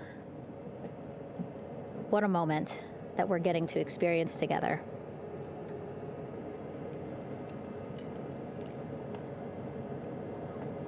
I'm sure congratulatory words. You know, we got to speak to the administrator live on this broadcast as well, and he said the kid in him right now, giddy, absolutely giddy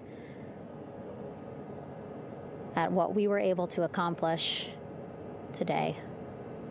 Returning them home safely and in good spirits after a 10-day mission around the moon. And here we go. We're seeing Jeremy walking, waving across the flight deck, now on his way to the medical bay.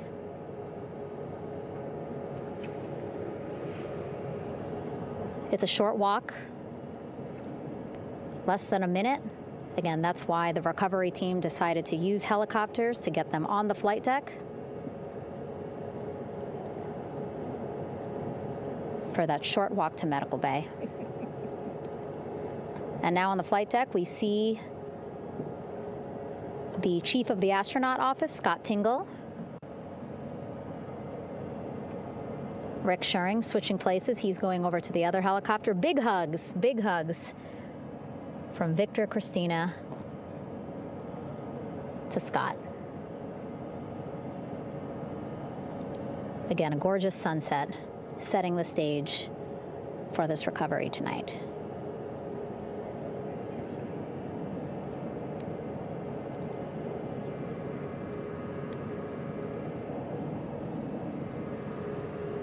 All right, and now here we are, Christina, making her way, looking thankful, grateful, happy to be home.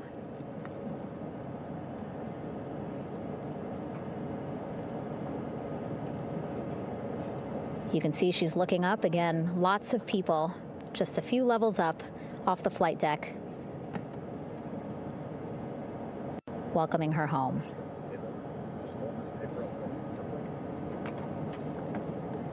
Scott holding the door like a gentleman, but back on his way to the other crew still on the flight deck.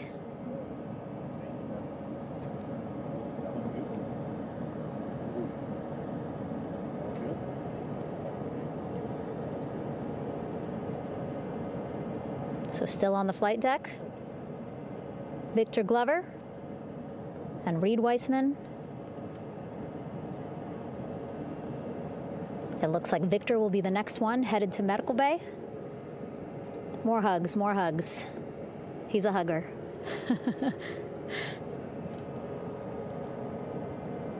Victor looking good as he walks across the flight deck. NASA administrator applauding. Victor applauding for all the folks on the ship with him who played a role in their safe return today.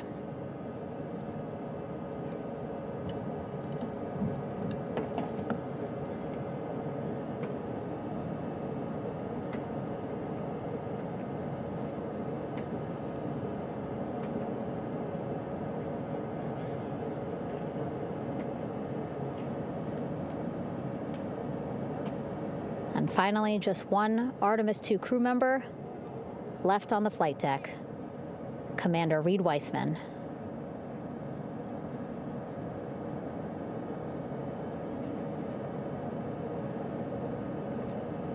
Applause from the group there on the flight deck, I'm sure, as well as on the level just above them, packed with people. Reed looking good as he takes his steps towards the medical bay.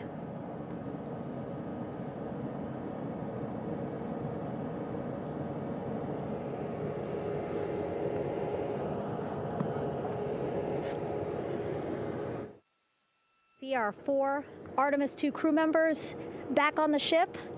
Again, now they will head into medical bay, where they will be assessed by flight surgeons from both NASA as well as the Canadian Space Agency. A more in-depth assessment. When they get to medical bay, they will each have their own nurse. They will be helped out of their suits. And then again, we'll check to see that they're feeling good. Make sure it's not just adrenaline, but that they are feeling good from their long journey back from the moon. Beautiful shot of that sunset, illuminating our flight deck.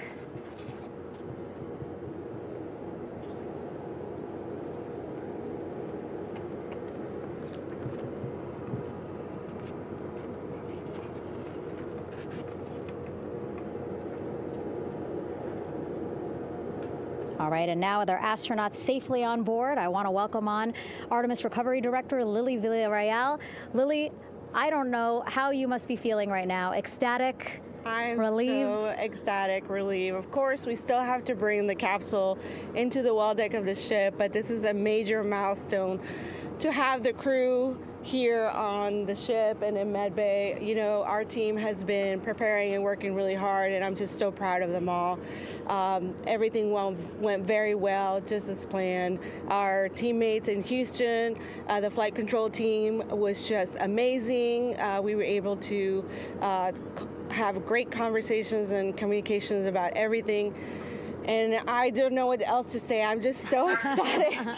It's such a wonderful feeling to get to this point.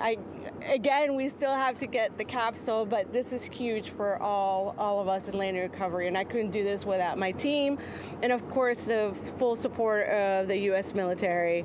There's going to be lots of, you know, high fives when we get the capsule back in, and I'm so happy that the crew's doing well, Orion's doing well, and you know, thank you for, you know, for everybody watching. Yeah, it was great to watch the crew come back to the ship with you. How were you feeling when you were seeing them looking so happy to be home and feeling really good? You know, the funny thing is that we had video of them from inside the Orion vehicle. They were like that from the beginning. When we opened the hatch, they were already out of their seats, having a good time, waiting for us to open the hatch. And they opened the hatch, and of course we did the first medical assessment. Everybody was doing very well, and they were just having such a great time with the medical team that was inside the capsule. I think they were all taking selfies with you know, the phones that they have, probably talking about what they saw, and it was just smiles all around. They were having such a great time. And then we put them on the front porch when we were ready to put them on the front porch, and again you could see they were just so ecstatic to be home and talking to everybody. So we were very happy to see all of that in the control room of the LFOC.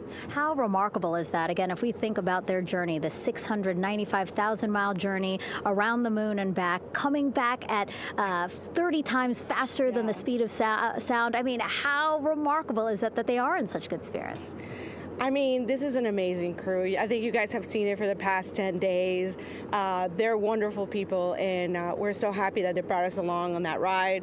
And I can't wait to see all the additional videos and pictures that they have that, you know, we'll get a hold of now that they're back on the ground. And I can't wait to hear how, you know, a little more than what we saw on the press briefings from the crew about what they saw. It's just fantastic. You know, some of my favorite people during this 10 days was the science team and how excited they were. And so this is exactly how we feel in the landing recovery team when the science team went, oh my goodness, when they heard all the discussions about the moon. This is exactly how we feel now in the landing recovery team. We're so ecstatic. Yeah. Again, we have to recover the capsule. I want to make sure we don't forget about our Orion. Lily's all about business. She's thinking about what's next. But yeah, speaking of these 10 days, I mean, we have been along for the journey with them, live with them 24/7 for 10 days, and just really seeing the engagement that we've gotten from around the world. What do you hope people take away from this mission? I think that's fantastic. So, you know, my story was that I went to the Kennedy Space Center. I was born in Colombia. I was 10 years old when we moved to the United States, but when I was 7, my family took me to the visitor center, and that's when I learned about Apollo. And we went to the moon, and I learned about astronauts, and that story was what really fueled me to want to do STEM and want to be an astronaut. And I think that this Artemis program is going to do exactly what, you know, what girls, you know, my age back then is 7, young people right now, girls and even like young men, obviously. But we want to empower people to know that you can do this, right? If you want to come and work for NASA, if I did it, they can do it. And Artemis program is just going to inspire everybody. And I'm so happy about that. Yeah. Like Apollo inspired me. Thank you so much, Lily. Really appreciate you being here. As you said, still a lot of work to do. 5 to 6 more hours to recover Orion that's still out in the water. So I'll let you get back to it. But you had beautiful words to say again. We hope that this inspires people. We hope that you come and join us at NASA and accomplish great things with us in the future. Back to you, Rob. Thank you, Megan, and safe sailing out there in the Pacific. Here in Mission Control, it is now all quiet. The team of flight controllers and all their support personnel have left the room to enjoy the aftermath of a textbook touchdown by Integrity that splashed down in the Pacific right on target to complete this historic flyby of the moon, the Artemis II mission. With that, we'll wrap up our coverage for the night and point you to a post-splashdown news conference in 15 minutes at 9:35 p.m. Central Time, 10:35 p.m. Eastern Time, where managers will discuss the return of the Integrity spacecraft and the completion of the Artemis II mission. With that, we'll wrap up our coverage for this evening and historic mission in the history books. This is Mission Control Houston.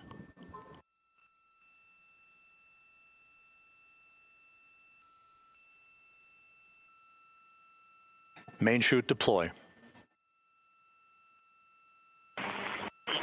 And we have 3 good main chutes. Houston Integrity, splashdown, sending post-landing command now. Splashdown confirmed. Copy splashdown, waiting on VLDR. Splashdown confirmed at 7:07 p.m. Central Time, 5:07 p.m. Pacific Time.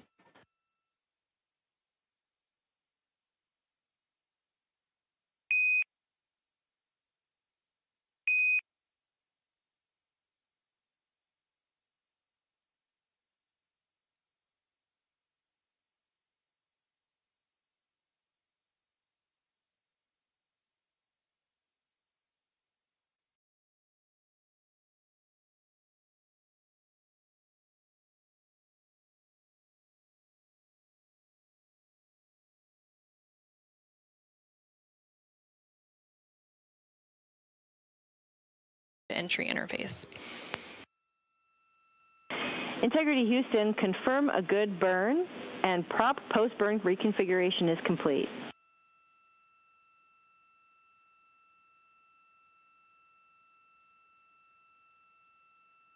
We copy all, and we have a gorgeous view of you out window 2. Awesome, we're waving at you.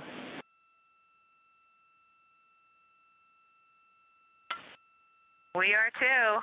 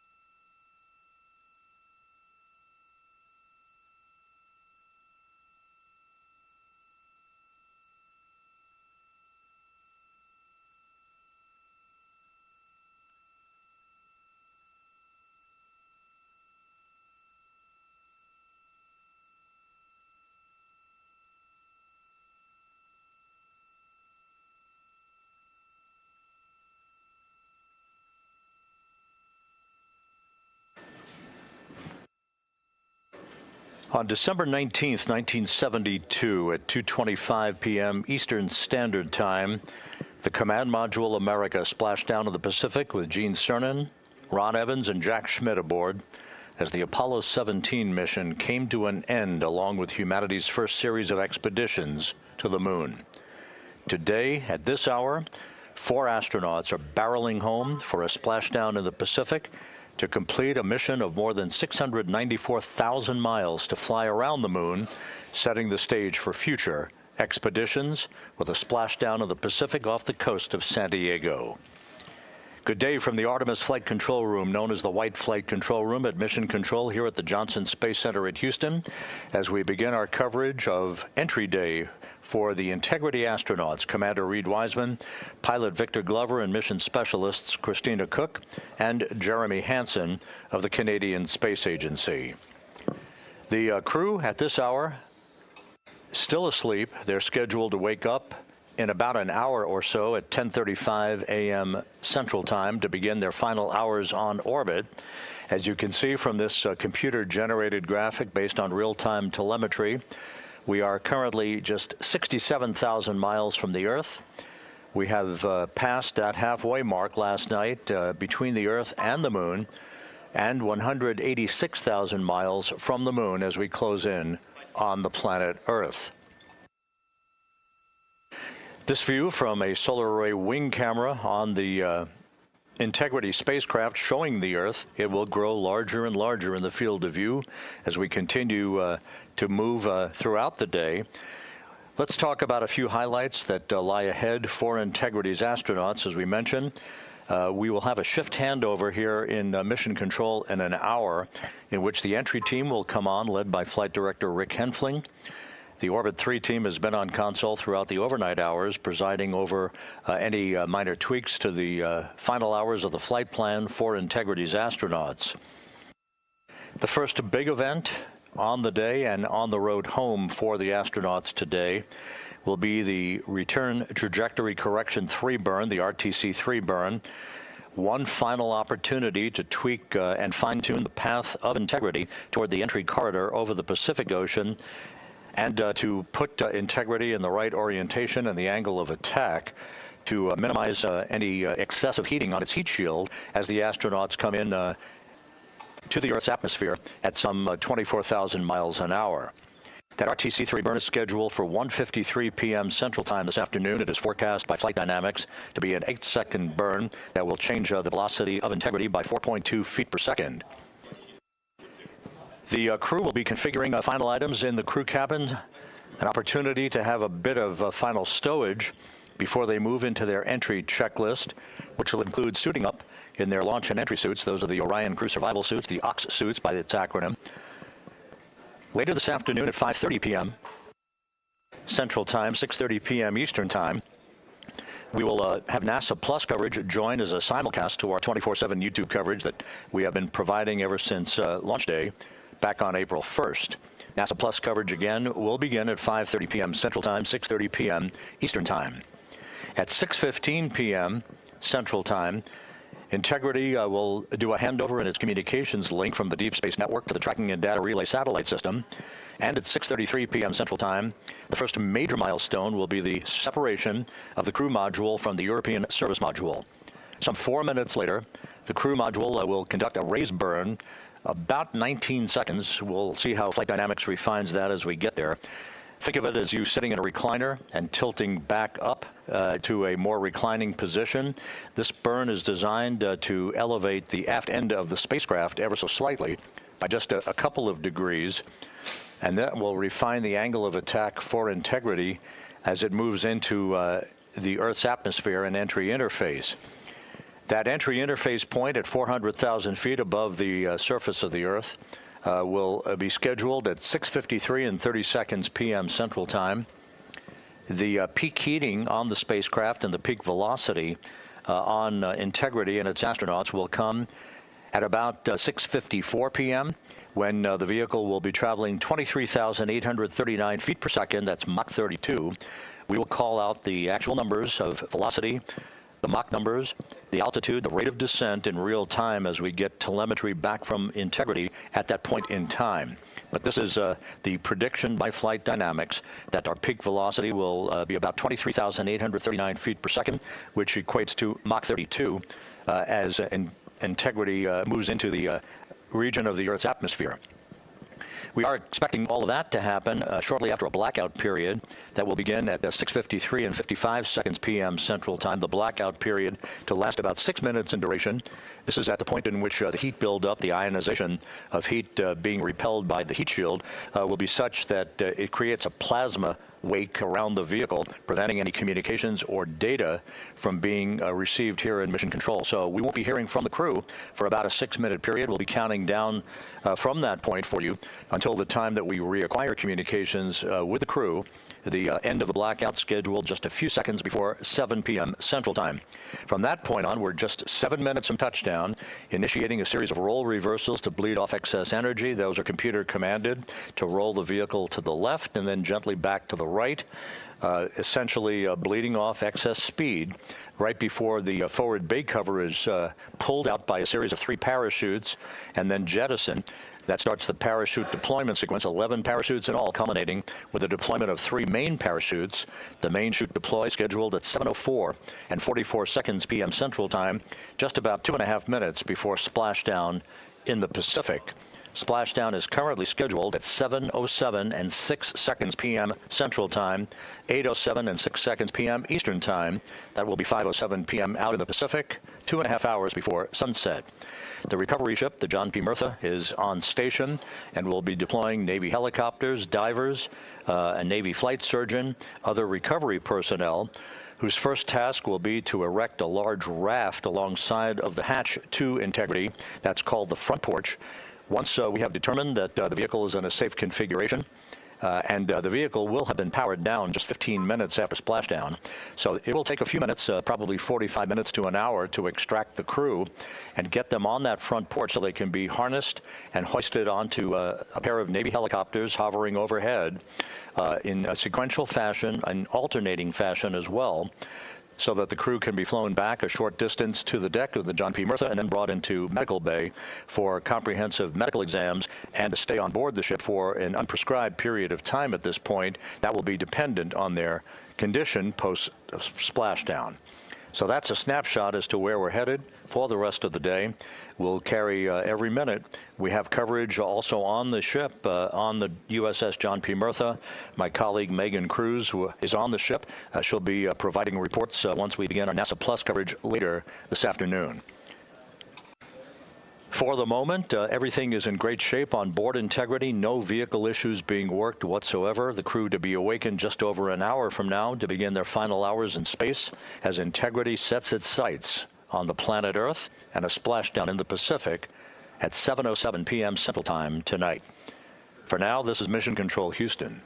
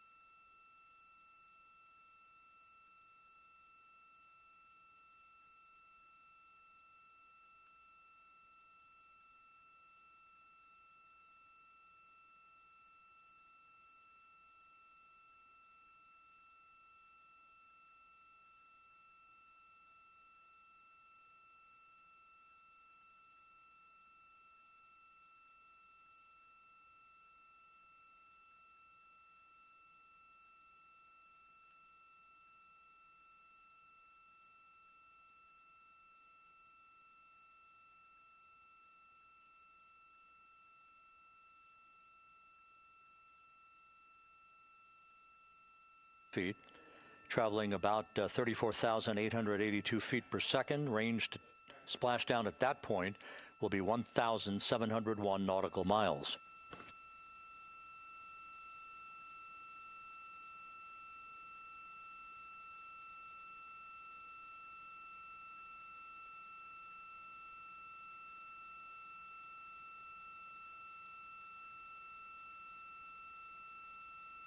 And once again, just a reminder, some 24 seconds after entry interface, we do expect to lose communications with the vehicle and the crew during a 6-minute blackout period when a plasma shield will build up around the spacecraft due to the ionization, due to heating effects.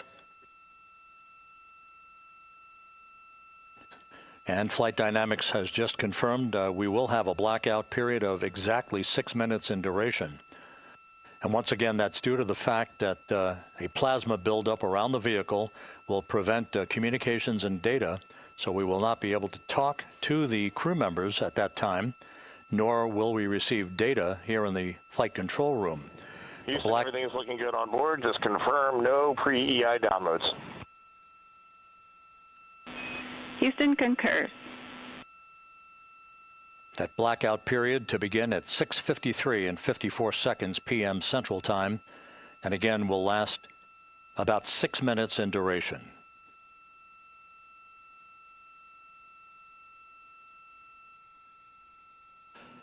We're 4 minutes away from entry interface.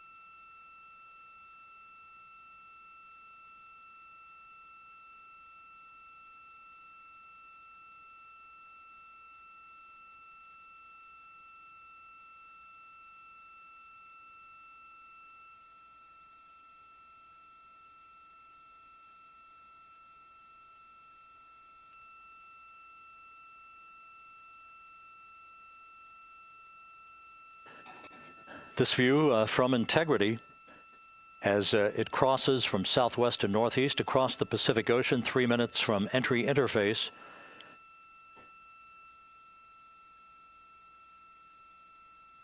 "16.5 minutes till splashdown.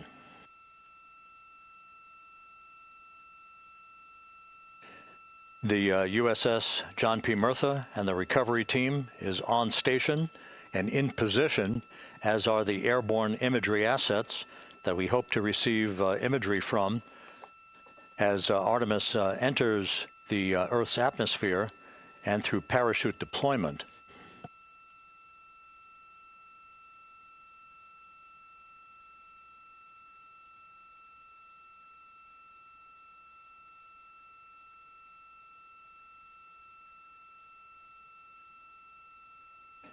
All of Integrity's systems are in great shape. The crew is ready to complete its mission just 15.5 minutes from now. All of the activities today have gone off in perfect fashion. No issues with the vehicle, no issues with the crew. And the weather at the splashdown site is go.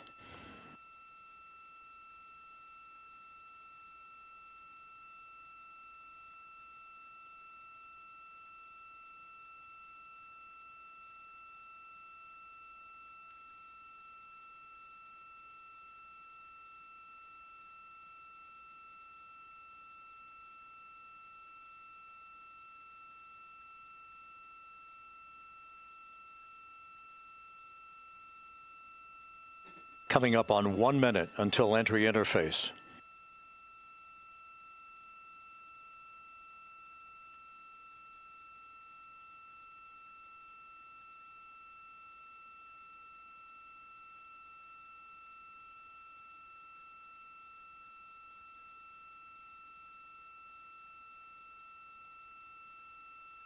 Mark 1 minute until entry interface.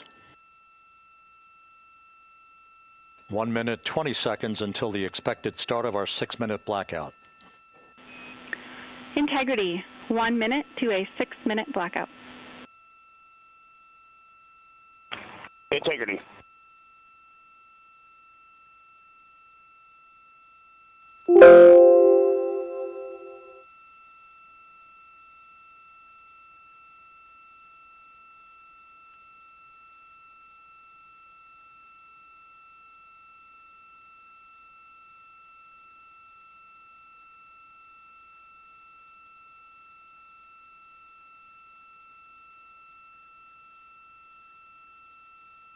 Ten seconds till entry interface.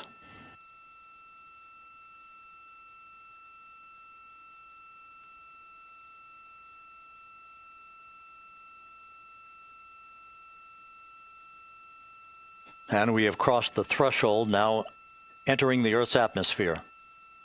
We're at 400,000 feet, traveling 34,800 feet per second.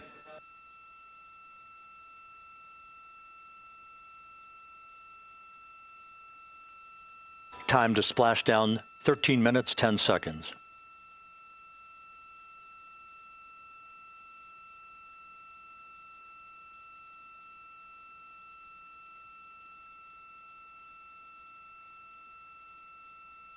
And as predicted, we've entered our communications blackout.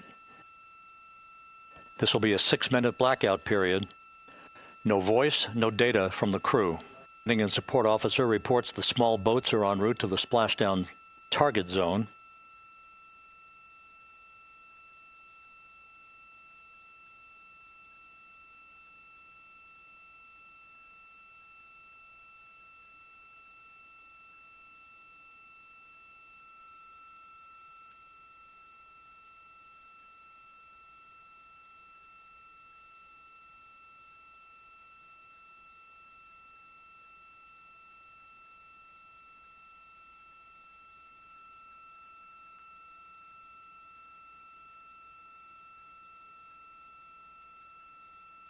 Passing through 1,000 feet.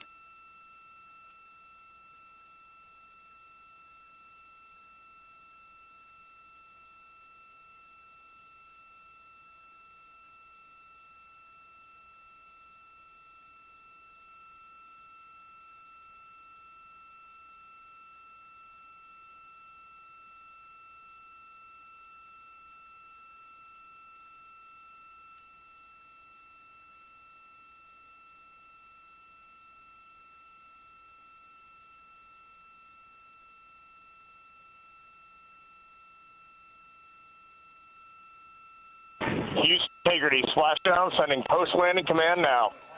Splashdown confirmed. Copy splashdown, waiting on VLDR. Splashdown confirmed at 7:07 p.m. Central Time, 5:07 p.m. Pacific Time.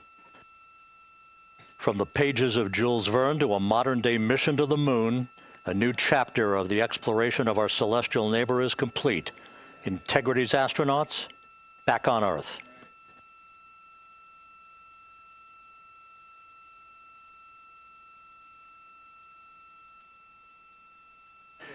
And the landing and support officer reports the vehicle is stable 1. We still will be deploying the crew module uprighting system to maintain that orientation. A perfect bullseye splashdown for Integrity and its 4 astronauts.